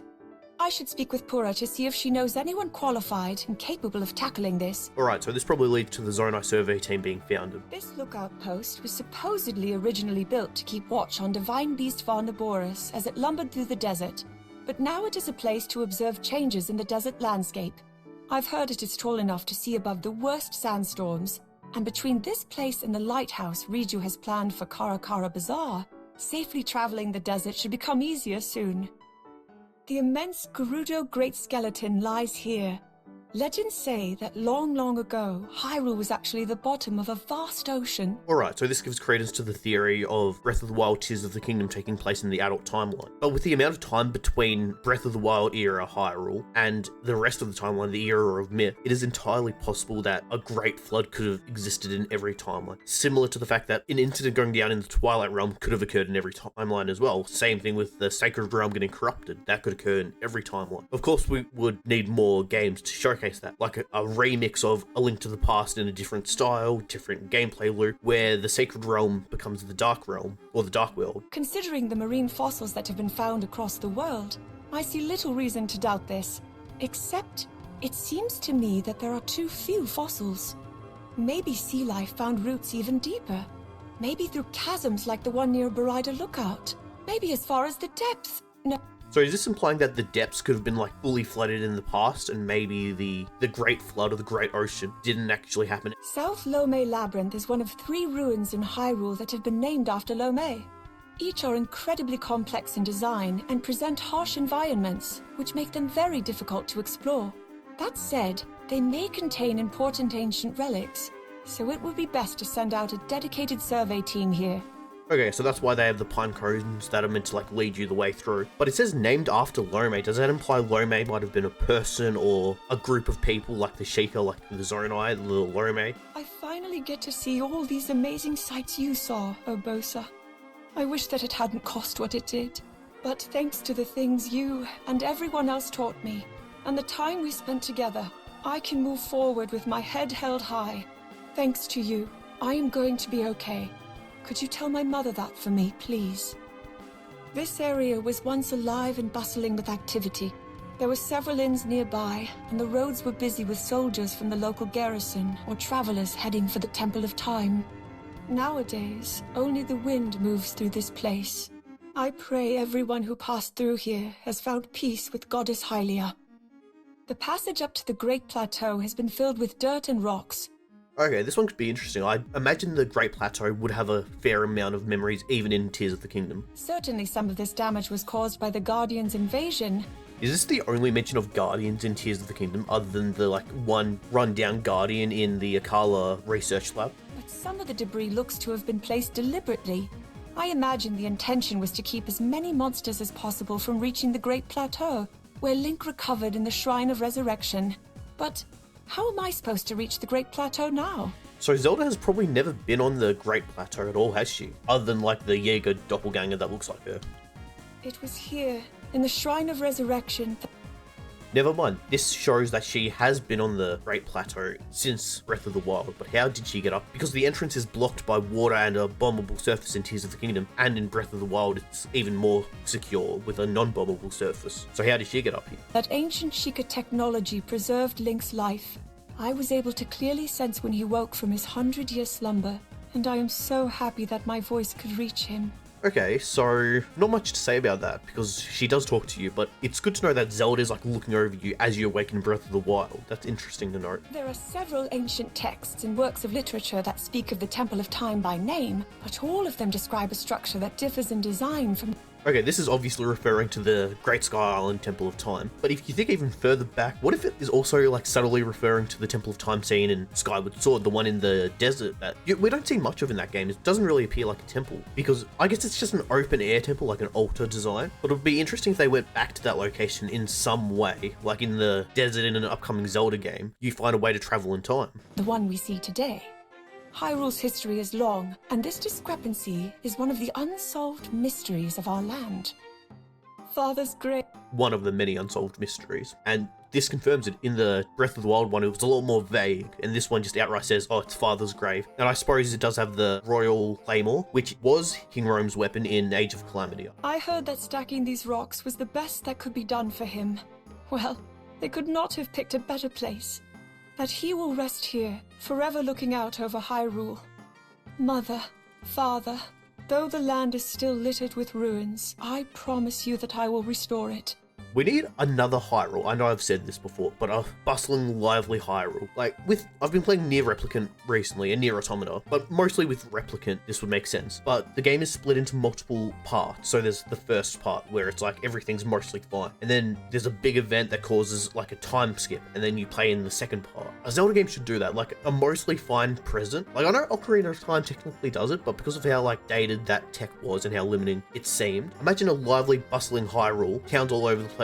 You'd have like a bunch of like farming villages, a bunch of fishing villages, a bunch of like NPCs, people. They don't need to be like as in-depth as they are in this game, for example, because that would just make a lot more work for the devs. And I understand if they would want to rush this part because it's not the main part of the game. Then halfway through, something happens. Ganon breaks free, or Vati, or something like a calamity level event. You see villages get torn apart. People die, hundreds and thousands of people die even. And then it leads to like a time skip, similar to how Tears of the Kingdom kind of starts, where You become a much older Link, you learn better, like take a note from Near Replicant and make Link use like heavier weapons, and for the first half he can only use one-handed, and the second part he learns to use heavy weapons and spears and stuff like that. And it becomes a lot harder. It would be a lot more fun and a lot more heartbreaking to see all the destroyed villages and like all the quests you've missed out on as on like a gameplay side of things. Please, watch over me as I do. When I last visited this mountain hut 100 years ago, I did not realize who the owner was. Now that I do, it explains why Father looked so troubled, even sad, when I described the building as shabby and in need of demolition. Okay, so this cabin was the king's, and it was just like a getaway home, I guess. And this implies that the king followed her as she was doing a bunch of these voice memories from Breath of the Wild. How could I have guessed it was his own little retreat? Though, looking at it now... Oh, Father, did you build this yourself? Hopper Pond used to be filled with Okay, so Zelda's mother sort of had a getaway in Gerudo. She would go there every now and then to, like, probably just get away from the stress of being queen. Whereas the king would just go to the Great Plateau and chill there for a bit in his little cabin. footed frogs. Perhaps the monsters have driven them away? In any case, this is the place I finally managed to catch one. I was incredibly excited, and I tried to show Link, but he kept flinching and backing away from me. That is adorable. One of the cutest cutscenes in Zelda. The Hyrule garrison ruins. As with other fortified locations, many guardians attacked this place. However, it is likely most of the soldiers normally stationed here had already been deployed to other regions. Those few who remained fought bravely, though they were certainly ill-equipped to deal with such deadly foes. Previous archaeological investigations discovered a single ancient spear within this decaying tree trunk. Is the spear the, like little flag pointing out parts that hint towards Misko's treasures? It has stirred up spirited discussion among many researchers, but little additional information has been revealed, despite their piqued interest. When I told Purah of my plan to venture beneath the castle to investigate the gloom, she expressed strong opposition. That Link would accompany me did not sway her in the slightest. It was only my suggestion to establish an outpost here, a place to observe the gloom from and to reach the hidden path beneath the castle, that earned her begrudging acceptance. Okay, so this was like a setup place before the investigation into the gloom beneath the castle. And this does point towards the hidden path used to connect to Hyrule Castle as well. This is one of the Skyview towers that Purah designed to aid in the restoration of Hyrule. Though it is not quite finished, we have Hudson Construction to thank for how quickly it is coming along. Now if... Honestly, Hudson Construction are sort of like the unsung heroes behind recovering after the Calamity. Like, we know Link and Zelda have done a lot of work, like Link fought off the Calamity, Zelda held it off for 100 years, but Hudson Construction is there to repair everything after the fact. Like, isn't the new school in Hateno, constructed by them as well? Only Purah could have similar success finding any volunteers to use the paraglider to survey the land from above. There are many things we can learn from history. After all, we would not have known to prepare for the Calamity if we had not studied ancient relics from our past. Knowing this, and having seen the passion of the archaeologists I've met on my travels, I have decided to form a team to survey ancient ruins and texts across Hyrule. I am sure there are many things we can learn from them as we restore the land. It is critical that we repair Hyrule's roads and bridges. Unfortunately, despite the efforts of Hudson Construction and the Stable Association, we lack the labor to tackle this task. We are blessed with abundant resources, however, so we've established material caches dedicated to the rebuilding efforts and made them freely available. The ruins of Mabe Village. It was the farm closest to the castle, and I would often visit it incognito. They always shared far more food than I could possibly eat, and I remember that they treated their animals like members of their family. I imagine no one here fled alone when the time came. This one village, I'm pretty sure shows up in Ages of Calamity, and it just makes me want to play that game more. Despite the not so open nature of that game and how it's pretty much just a bunch of battlefields that you fight missions in, it would still be fun to see like that era of Hyrule again. This forest park was the direct responsibility of the royal family. And on that same note, kind of gives me a reason to not have that much interest in Age of Imprisonment. Like, yeah, seeing it back then would have been nice, but it wouldn't be as expansive or as bustling or as massive as Hyrule Before the Calamity is. Family, cared for and built upon by each successive generation of rulers. Though it has been partially destroyed by fire, that does not spell the end of our ancestors' legacy. In fact, I believe I caught sight of some new growth emerging already. So did someone else, maybe Link, maybe Burrow, maybe someone random, that wouldn't make much sense though, planted a new tree in honor of Zelda being like the new ruler of the kingdom? Although the soldiers are... Alright, so this is the 4th memorial in Hyrule, if I'm correct. So there's 4, maybe 5? The training camp fought back. This settlement was burned to the ground by a single rampaging guardian. The loose ground has left little trace of the heroic battle they waged. I pray their brave spirits have found peace with Goddess Hylia. Even one Guardian can do that much damage, which is kind of insane, because in Breath of the Wild, they are pretty scary for a decent chunk of your gameplay, but you quickly learn to like parry them well, even fight them without parrying if needed, like in Master Mode, where they mix up their timings. But then in Age of Calamity, I'm pretty sure they're like a breeze to kill as well. I understand from a gameplay perspective, like, you'll never make an enemy that is like that scary. Eventually, you'll be strong enough to beat it in this sort of game. But from a storytelling standpoint, it makes sense that the Guardians would be crazy, like overpowered and strong and scary to like average soldiers. Always remember Woodland Stable. It is where I saw the president of the Stable Association's grandson swinging a baton around. It seems he has formed a band, gathering one musician after another. While his mannerisms are clumsy, others are enthralled by his appearance and enthusiasm. Once I have finished my investigation, I should try to see them perform. That explains who the Maestro is. I never really put too much thought into him, even though he plays a big role in awakening the Great Fairies. But he's just a grandson of one of the stable associates. And he is an entertainer, you know, like post-war Hyrule. He probably plays an important role in bringing joy and hope to the people around. This was an important training camp in the days before the Calamity. It is said that when the Calamity occurred, all of the veteran soldiers had been deployed and only trainees remained here. Despite their inexperience, the brave trainees worked together and defeated a guardian. I pray their souls have found peace. This area used to be covered in lava and was largely unapproachable. Small side note, but I swear Death Mountain, when I first played it, even now in Tears of the Kingdom, is almost entirely unrecognizable compared to Breath of the Wild's Death Mountain. But now that the volcanic eruptions have subsided, even Hylians can come here without taking fire resistance measures. Thus, the new path.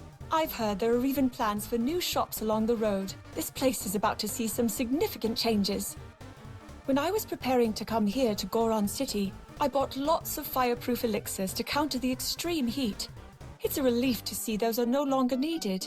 One thing that hasn't changed, though, is the Goron's love of eating rocks. Seeing it now, I am reminded of when Daruk gave Link a rock to eat. And he did. So, I'm pretty sure this is a memory, or not a memory, but a cutscene in Age of Calamity, so this sort of makes it more canon, despite not being fully canon. I was surprised when I first saw Yunobo. The young Goron is built just like his grandfather, and I nearly shouted Daruk in excitement. Of course, he doesn't have the same bold spirit Daruk had, but he is an honest boy with a truly kind heart. This restaurant specializes in grilling various foods, though it seems they are planning on leaving this location to a skilled chef and opening a new shop along the road. Since they were moving on, they were kind enough to give me a seared steak as a gift. So the restaurant they open up is probably the one with the big meat-shaped rock on top. This is the large sword that Daruk carried with him. He always held it as though it was light as a feather, but I believe it is actually a boulder breaker he had custom made to be twice as heavy as normal. Not only that, but when he became a champion, he increased its weight even more. There is a certain symbolism in this. Daruk was bold and friendly, but he carried an incredible weight without concern or complaint. So this goes to show how strong the Gorons are, but it also shows how strong Link is being able to wield this weapon as well, because the Boulder Breaker is pretty heavy, and then it got doubled in weight, and then even more enhanced in weight to become whatever the advanced version is. Oh, Daruk. Link told me of when your spirit was released. I am so sorry that you worried after me all the way to the end, and I cannot thank you enough for keeping the promise you made 100 years ago. I will make you proud, my friend. I will bring peace to this land. Please, watch over me. It was not long ago that lava was frequently and fiercely erupting from Death Mountain. These days, the mountain seems to have quieted, though. I've heard stories that ancient Gorons built dwellings far down in the depths of the mountain. I wonder if this is similar to how the mountain looked back then.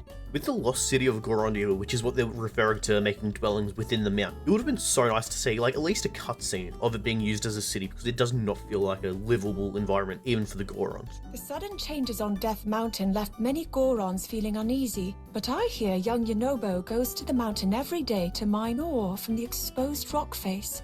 It seems his efforts are motivating his fellow Gorons, shaking them out of their worry and giving them purpose. Certainly the future of Goron City is brighter, thanks to Yonobo.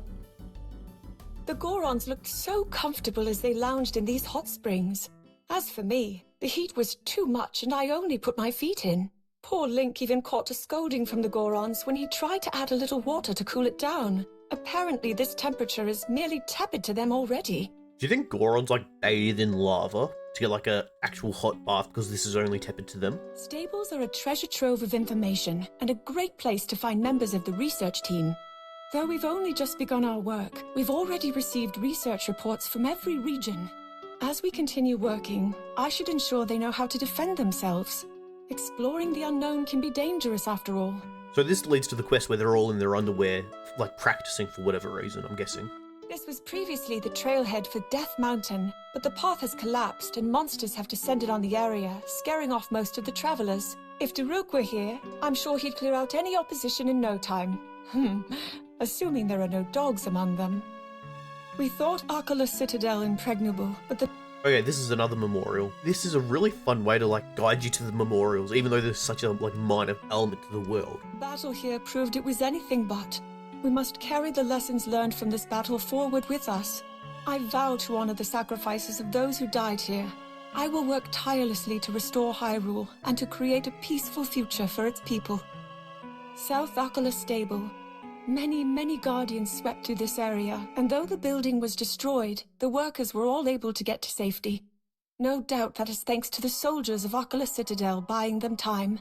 But now the Stable Association has rebuilt the stable, and you can hardly see any traces of the past destruction. I remember when I first beat Breath of the Wild and I was, like, working my way towards 100%, collecting the Koroks, doing a bunch of side quests, doing that sort of thing. This is the last stable I got. I completely skipped over it. So when I found there was an extra stable that I just straight up missed was really surprising. And that just goes to show how expansive this world is. The fact that I missed, like, a relatively major location, sort of like a town. It's kind of a town in terms of how important it is. No one actually knows what happened here at the Shadow Hamlet during the Calamity. They were a very isolated village, and they liked it that way. They even turned me away when I came to warn them about the Calamity. I wonder if this place would be more than ruins if I had tried harder to get them to listen. I don't think Zelda would have been able to convince them. This feels like a very, like, close-knit, tied to their location. They will not leave even if the volcano erupts. Very similar to, like, Pompeii, for example. So they would never leave even for the Calamity. Though the Spring of Power remains, it has been neglected and fallen into ruin. I imagine many see power as a symbol of the Demon King and thus avoid the spring. But there is a misunderstanding there. Power itself is neither inherently evil nor good. It is the individual wielding that power that defines it. Apparently, East Akala Stable got its start when the Stable Association used scrap wood left over from other stables to construct a shelter for people whose homes had burned down. The kitchen prepared steamed buns for the people then, and the recipe has since become a signature meal here. The Akala Ancient Tech Lab was originally a lighthouse Guardians destroyed. Apparently, Pura and Robbie later converted it into a lab. They claim its proximity to ruins is why they chose this place, but I think the real reason they settled here was to discourage visitors. Their research was dangerous after all. Yeah, like, I'm pretty sure Pura is confirmed to have made, like, a jetpack, and she can de-age herself as well. Dangerous stuff. Terrytown, a village that brought all the peoples of Hyrule together. Hudson is the driving force behind its founding, though they say Link played a role as well. This place, where Hylians, Rito, Goron, Zora, and Gerudo all live together in peace, is a model of the world I hope to see in the future. And this is very similar to how we see Lookout Landing used towards the end of Tears of the Kingdom. Like, every time you complete one of the main quests, that specific race of people will send a group of soldiers and, like, an advisor to Lookout Landing. And it really helps to develop, like, the world coming together, which is a big part of the story in Tears of the Kingdom, at least in my opinion, coming together and working towards a common goal. Hudson Construction. It seems Hudson is rarely in the shop, as he is busy recruiting workers for the restoration efforts. I hear he is expecting a child soon, and though he is a reserved man, I can see his quiet excitement. They say Hudson Construction adopted the name policy from its predecessor, Bolson Construction. All employees must have a name that ends in son. There is technically one exception, though. A man named Haggy supposedly introduced himself as Haggy's son in his interview, which Hudson mistook for Haggy-son. This track facilitates transit from the village to the work area. It is not a complex creation, relying on the height difference to send the rope and pulley down the rails. However, it is only one way, so a person would have to walk back along the perimeter to reach the village. I wonder if Sheikah technology could improve this. So, is this before all the Sheikah tech disappears? Because that's what Nintendo have confirmed has happened. A lot of the Sheikah tech vanished without a trace. Thanos snapped to dust. But this also explains why they used, Zonai tech to work on this roller coaster-like transportation system. Apparently, when the water levels in Tauren wetland receded and solid ground emerged, Hudson Construction decided to build a workspace here. That workspace has come to be the main site for producing the building materials used in our restoration efforts. I'm excited to see how this place flourishes. So a big part of comparing the Zelda worlds is the transformation of landscapes over time. Forests can shift, mountains can move, ravines can open up, stuff like that. And this goes to show you how it can happen in such a short amount of time. This used to be a wetland or a swampy area, and now it's dried out enough over time for whatever reason, whether natural or unnatural, maybe an element of the gods affecting the world, probably not. So this gives them the ability to work on this previously unworkable area. Tauren wetland was once littered with the broken remains of countless guardians, though there are no longer any traces of them. I imagine the wetlands reduced the guardians' mobility, making it impossible for them to avoid each other's attacks. No doubt Akala owes thanks to the quick thinking of soldiers from the Citadel for this. If the guardians hadn't been so hindered, the Akala region would have suffered more damage. They make a good point here. Akala is probably the least affected region compared to every other region. For example, we have the Gorons living during boulder showers during Breath of the Wild. Zora have their own issues. Every region have their issues. But Akala dealt with it. Don't get me wrong, they definitely had their own issues they had to face. But it seems the least affected. And it doesn't have their own main town that could have been affected. Maybe if Tarrytown had have been there, it would have survived. The Zora created these stone monuments, and while they once were engraved with the words of King Dorephan, they now bear those of Sidon. He has written of the battle against the divine beast when he allowed Link to ride on his back. That really shows how completely he trusts Link. It is rare for a Zora to let anyone on their backs after all. In order to prevent the damage a flooding river would cause, the Zora people and the Kingdom of Hyrule worked together to build this reservoir. In fact, though they were only amicable toward each other before the project, it was the act of building this that formed a true friendship between the Zora and the Kingdom of Hyrule. So they didn't have good connections before Breath of the Wild. That's kind of surprising. I mean, that far before Breath of the Wild. We know the Gerudo have good connections to Zelda because Urbosa being friends with Zelda's mother. The Gorons are always usually on the side of the Hylians. Rito, kind of unknown. The Zoras seem to have had their fair share of hard work to make connections with the Kingdom of Hyrule. Thanks to their long lifespans, many Zora here in Zora's domain still remember the events of the Calamity and Mipha's part in all of it 100 years ago. I do not think I will be welcomed, but it is my duty to tell them what happened to her in the end. 100 years ago, a statue was made to celebrate Mipha, the Zora champion. It is now a memorial to her sacrifice.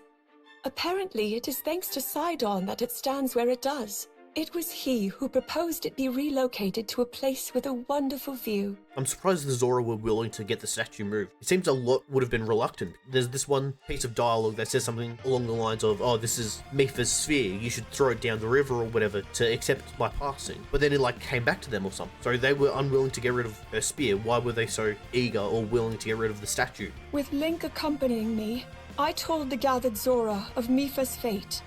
The throne room was filled with sobs and angry shouts, but King Dorephan quieted everyone when he spoke, offering a simple, soft thank you. His words felt like he was giving me permission, even telling me to move on, to not be held prisoner to the past. Again with the, like, wise, respectful, older characters in this franchise, or more so just this game, that are, like, being like, no one could have predicted what happened, it's not your fault, you need to learn to move on. You may not forgive yourself right now, but I do, and these people will soon move on as well and learn to forgive you. I have heard that an important part of the process of crafting Zora armor is a prayer for the safety of a loved one. Apparently Mifa often came to this place to work on armor she made for Link.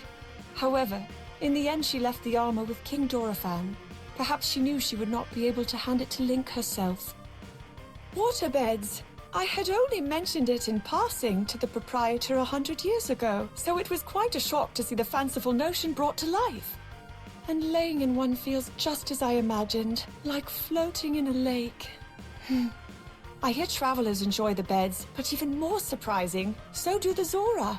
This is an unexpected payoff to one random voice memory from Breath of the Wild. I didn't even notice a difference. I don't think I've heard anyone mention a difference between the beds. The fact that they look slightly different, this is like a more blue color, it doesn't look as stony, is such a random piece they would like hold on to and make two voice memories about Zelda coming up with an idea and then the Zoras acting on that idea to make comfortable beds for both humans and Zora. It's surprising. The pristine sanctum is part of the traditions a retiring Zora king follows upon abdicating their title.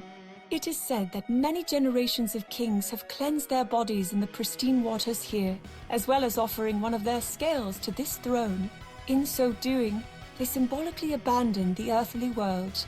So why does this area share its general layout and somewhat its aesthetic with the Twilight Princess Zora's domain? Does it have a connection we don't know about? I know there was a king in Twilight Princess we don't see. They mentioned the king a few times. People think it's King Zodabon from Ocarina of Time, but that isn't explicitly stated. We know Zoras have long lifespans, but I don't think the gap between Ocarina of Time and Twilight Princess is as small as people think. I think it's 200-300 years. I know Zoras can live that long, but King Zodabon is probably getting up there in age, and Ruto might have had a daughter being Rutella. We don't know the timeline well enough to establish a decent enough family tree. I'm sure that you love the view of the village from here, don't you, Mifa? I shared your final words with King Dorephan, you know. He told me, thank you, but I should be the one offering my thanks. And I do. I offer them to you.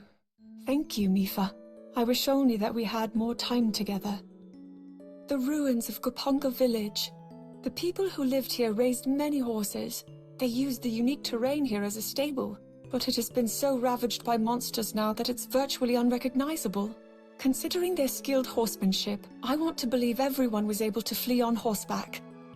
It was the Stable Association. That reminds me of something. In the Zora questline of Tears of the Kingdom, they introduce Yona, who's said to be from another domain. That just goes to expand the world beyond Hyrule. So it's entirely possible people have fled from the Calamity, going elsewhere, and they have not heard news of the Calamity being vanquished, so they still live outside the Kingdom of Hyrule. That came up with the plan for a well at every stable. It makes perfect sense to have access to clean water stores, but an additional aspect of the plan was for the well to serve as a shelter for the people in case of emergency. It is hard to forget the stories of rampaging guardians, their attacks scorching the land. The Florat Sandbar and Magda, who cultivates flowers here, inspired me to create a place where flowers from all over Hyrule could bloom together. Though I was able to borrow tools from a stable, I am not adept at this kind of work. The dirt has gotten everywhere. Still, I must focus. Silent Princess, Blue Nightshade, Mighty Thistle. I really appreciate how they go to like redeem Magda's character in Tears of the Kingdom. I know she is sort of played off as a joke in a lot of the community, like yeah, she's someone that gets angry over flowers, people call her Flower Blight. The fact that Zelda cares for the flowers in Tears of the Kingdom and gets Magda to do it for her might lead us to believe that in Breath of the Wild, the flowers there might have had some connection to Zelda as well. They might have had a connection before they reconnected after the Calamity. Riverside Stable is known to many as a gathering place for gourmets. Visiting here reminds me of a time I shared a meal of meat and rice with a few who claimed hunger is the best sauce. Though at the time they had not eaten in 3 days and were nearly immobilized at their campsite. I hope they learned their lesson. Is this from the questline where they make the recipe wrong, like monster parts or something, and end up like almost poisoning, killing themselves? Ah, Highland Stable. Horseback archery was very popular before the Calamity, though it appears interest has waned in modern times. Instead, there is considerable effort being made to teach travelers how to handle horse-drawn wagons, and more importantly, how to care for the horses that pull them. Long ago, I was too scared to enter the Spring of Courage.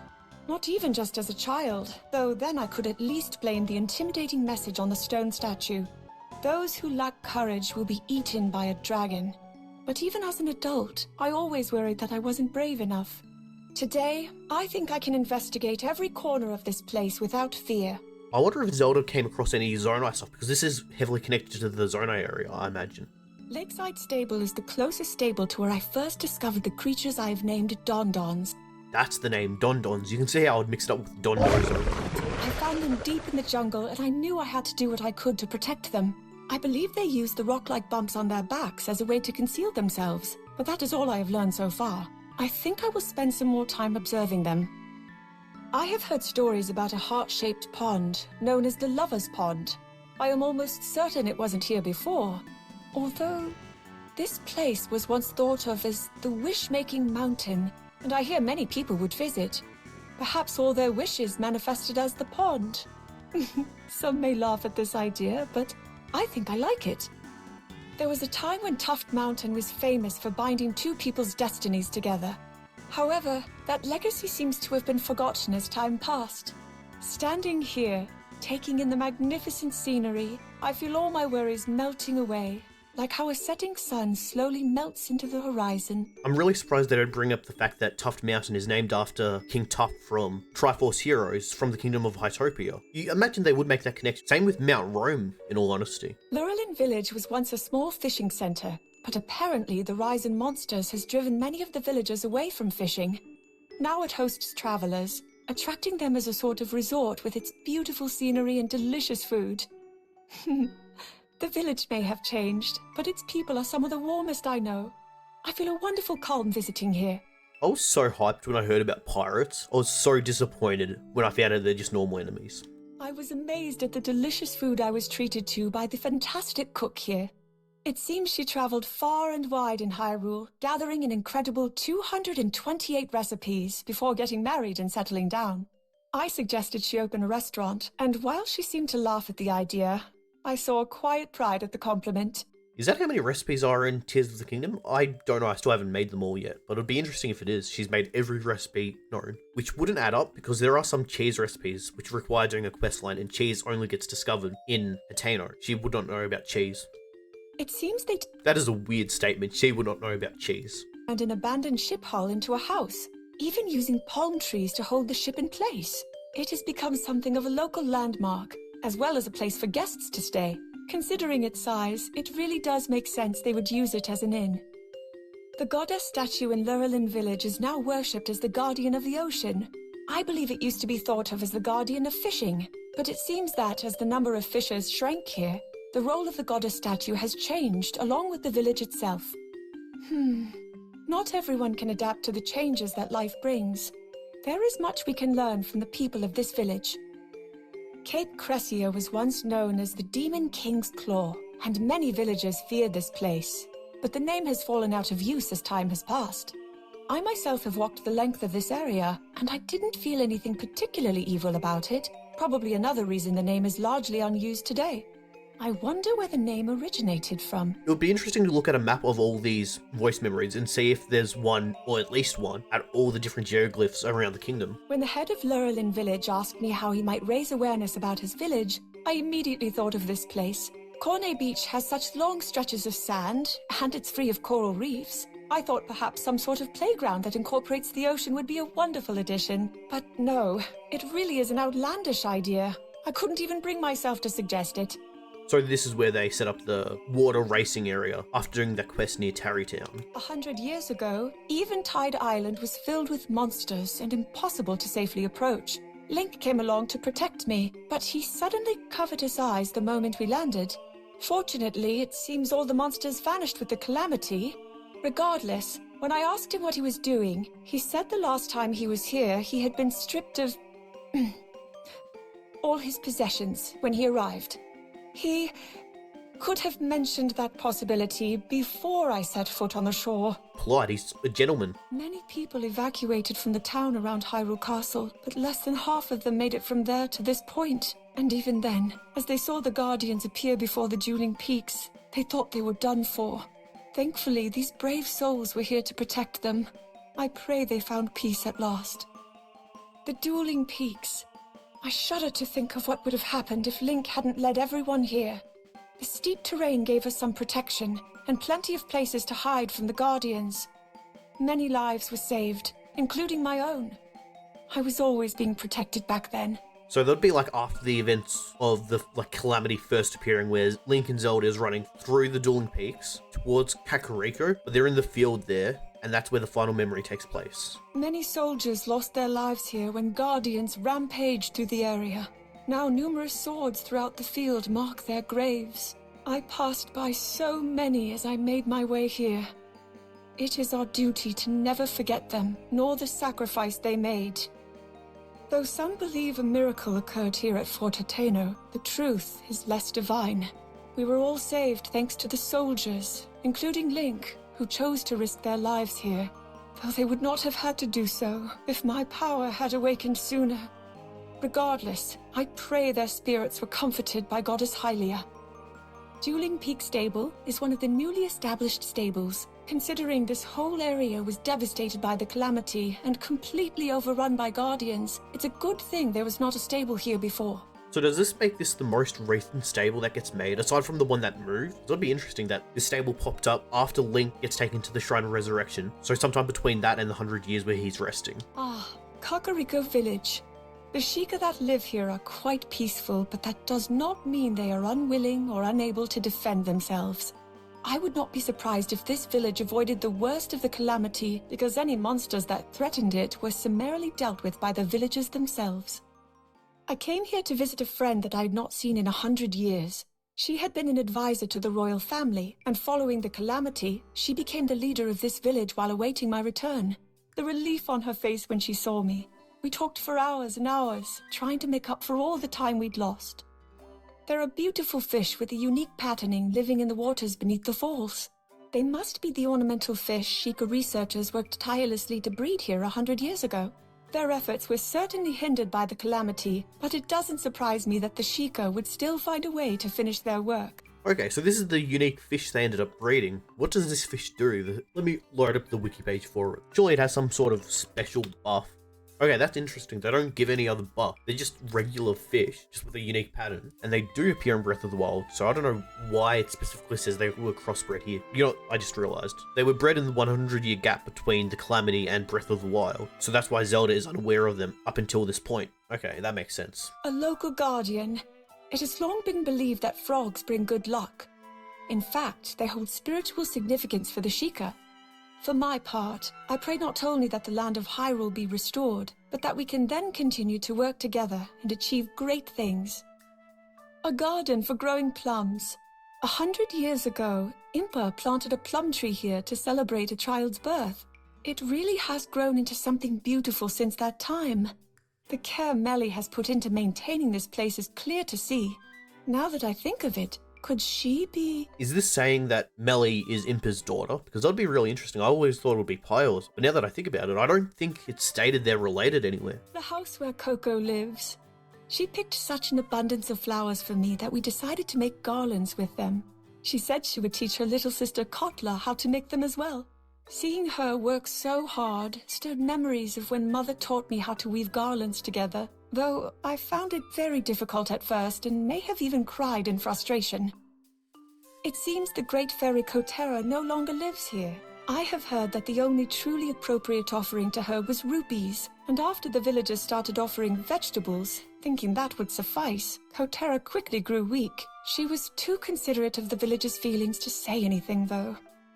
The last time I descended this mountain, the powers I had inherited were still beyond my grasp. The Calamity was soon to come, with all its despair and destruction. But now, thanks to the flame of hope kept alive by the champions, by Link, I can do my utmost for everyone. I just realized how much Zelda must have traveled between the ending of Breath of the Wild and the beginning of Tears of the Kingdom. Like, it's clear that she's done a lot of work. She's not like royalty, just staying in the castle, getting people to do her work for her. She's growing flowers, teaching in the school, doing all this sort of stuff, exploring the entire kingdom, doing research. I always feel at home when I am in Hateno village. The smells of well-tended soil and freshly cut grass, the refreshing breeze coming off Mount Lanayru washing over me, the sound of children at play in the village. I am so glad to see life slowly returning to normal here. Before I said that Akala was the most unaffected place, that's probably the most unaffected region, but Hateno is barely affected at all. Like, Hateno is the one town that is left untouched, maybe other than Lurelin, but all the other ones are experiencing chaos due to the calamity. But Hateno's, like, thriving, it seems. That people have time to consider and enjoy fashion is a sure sign that life is returning to normal in Hyrule. I'm sure much of the credit for the interest in fashion is thanks to Cece's determination and inspiration. I hear the idea for the mushroom pattern came to her when she visited Tarrytown in Akala.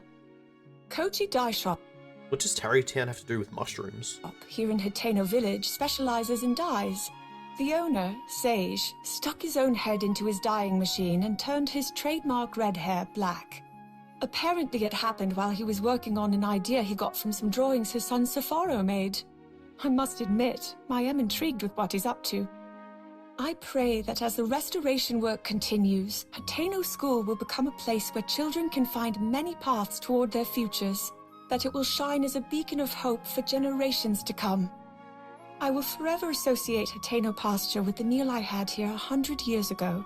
However, when I returned recently and inquired after the recipe, no one seemed to know what I was referring to.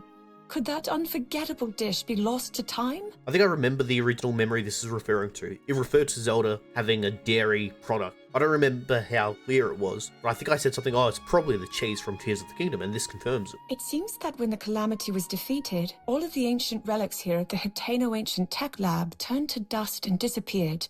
This is such a cop-out answer. I hate this. They should have said, like, they sank into the ground, and now they're in the layer between the depths and the surface. That would have, drawn your interest down towards the depths more than it currently does. But right now, the Sheikah is just, it's just gone. It's a footnote in Hyrule's history. All that remains are replicas of the originals, and with those gone, these are even more valuable. They will doubtlessly help tell future generations of the history of Hyrule. Yeah, I didn't realize this going through this the first time. I zoned out a bit. But this states that all that remains are replicas, so this isn't even Sheikah. So why are the Skyview Towers still working? Because they use Sheikah. Feels like a plot hole, in all honesty. Pura has used the blackboard in her room to write out the details of how she reversed her physical age. I still can't believe she got the idea from sheep's fat. Regardless, it seems she quickly got bored of her childhood form. It is amusing that, despite 100 years passing and Pura growing old, then young, then a little older, she hasn't changed in at least one way. She will become obsessive about something, yet grow tired of it quickly. It's kind of rude of her to not share this cure to aging to anyone else. Maybe she somewhat knows how dangerous it is and wouldn't want to experiment on anyone other than herself. But look at Impa. Impa would probably be willing to live for a few more years to see Zelda really become a ruler of this land. Even though 100 years have passed, and so many things have happened, this place hasn't changed a bit. Its enduring nature has shown me that it's all right not to force change. A strange horned statue. It suddenly spoke to me, calling itself a dealer in life and power, and I felt an overwhelming sensation, like my life was being drained away. But just as suddenly, a bolt of lightning struck the statue, toppling it into the water. That feeling... I do not think the statue had good intentions. It is best left submerged. Weird. So the gods probably saw the dealer, the demon guy, trying to do something with Zelda, steal her life force, and intervened, sending the statue into the water and eventually its current resting place beneath Lookout Landing. While we were digging a well, I came upon a hidden room. It may have been connected to the main building at one time, but it seems it was forgotten as years passed. Still, it could be used again, with a little work on the more decayed areas. I imagine something precious was once stored in that treasure chest. What could I put there? This room feels a little lonely, so I've decided to decorate it with pictures of the people and places I encountered on my travels. And also, with the memories of my dearest friends. Okay, so that would be the picture of the champions in Zelda that you receive after the DLC quest in Breath of the Wild that you can put here. Once you pass through the Lost Woods, you'll arrive at the forest where the great Deku Tree lives. When I first visited here, I could hardly move from fright, but Mother soothed my fears by pointing out that where I saw scary twisted trees, she saw interesting, expressive faces. That is when I truly learned the value of appreciating different perspectives. I have visited this place, and the great Deku Tree countless times, but the very first was shortly after I was born, when the great Deku Tree blessed me with the cherry blossom bud. It bloomed above my head, proving I had inherited the power of the goddess. Though Father was joyful at this, Mother's reaction was mixed. There was difficulty and pain in the journey that lay ahead for me, but I am, in the end, happy to have been blessed with this power. That kind of makes a good point. If you get blessed with a power like this, you probably know that you're going to be facing something treacherous and dangerous in the future, so that's probably why the king was so adamant on pushing Zelda towards her destiny, even if it wasn't successful. When Link was on the brink of death, had it not been for your voice to guide me, I wouldn't be here now. Though I cannot hear your voice anymore, I still offer you my thanks. It is because of you that the world was saved. Please, rest here and heal your wounds. Okay, so that's Zelda talking to the spirit within the Sword Fire. That's kind of neat to know that she was not only talking to the Deku Tree there, but also the sword at one point. Okay, so that's all. I hope I offered enough decent insight and didn't just blabble on endlessly about random things unconnected too long. Like, I feel like, and I also hope I didn't have too many repetitive statements like, oh, this is very interesting, this is cool, this is neat, this is exciting. I hope you came out of this video learning at least one thing, or drawing a connection you never made before. Alright, that's all. Hopefully I make another video soon, and I'll see you next time.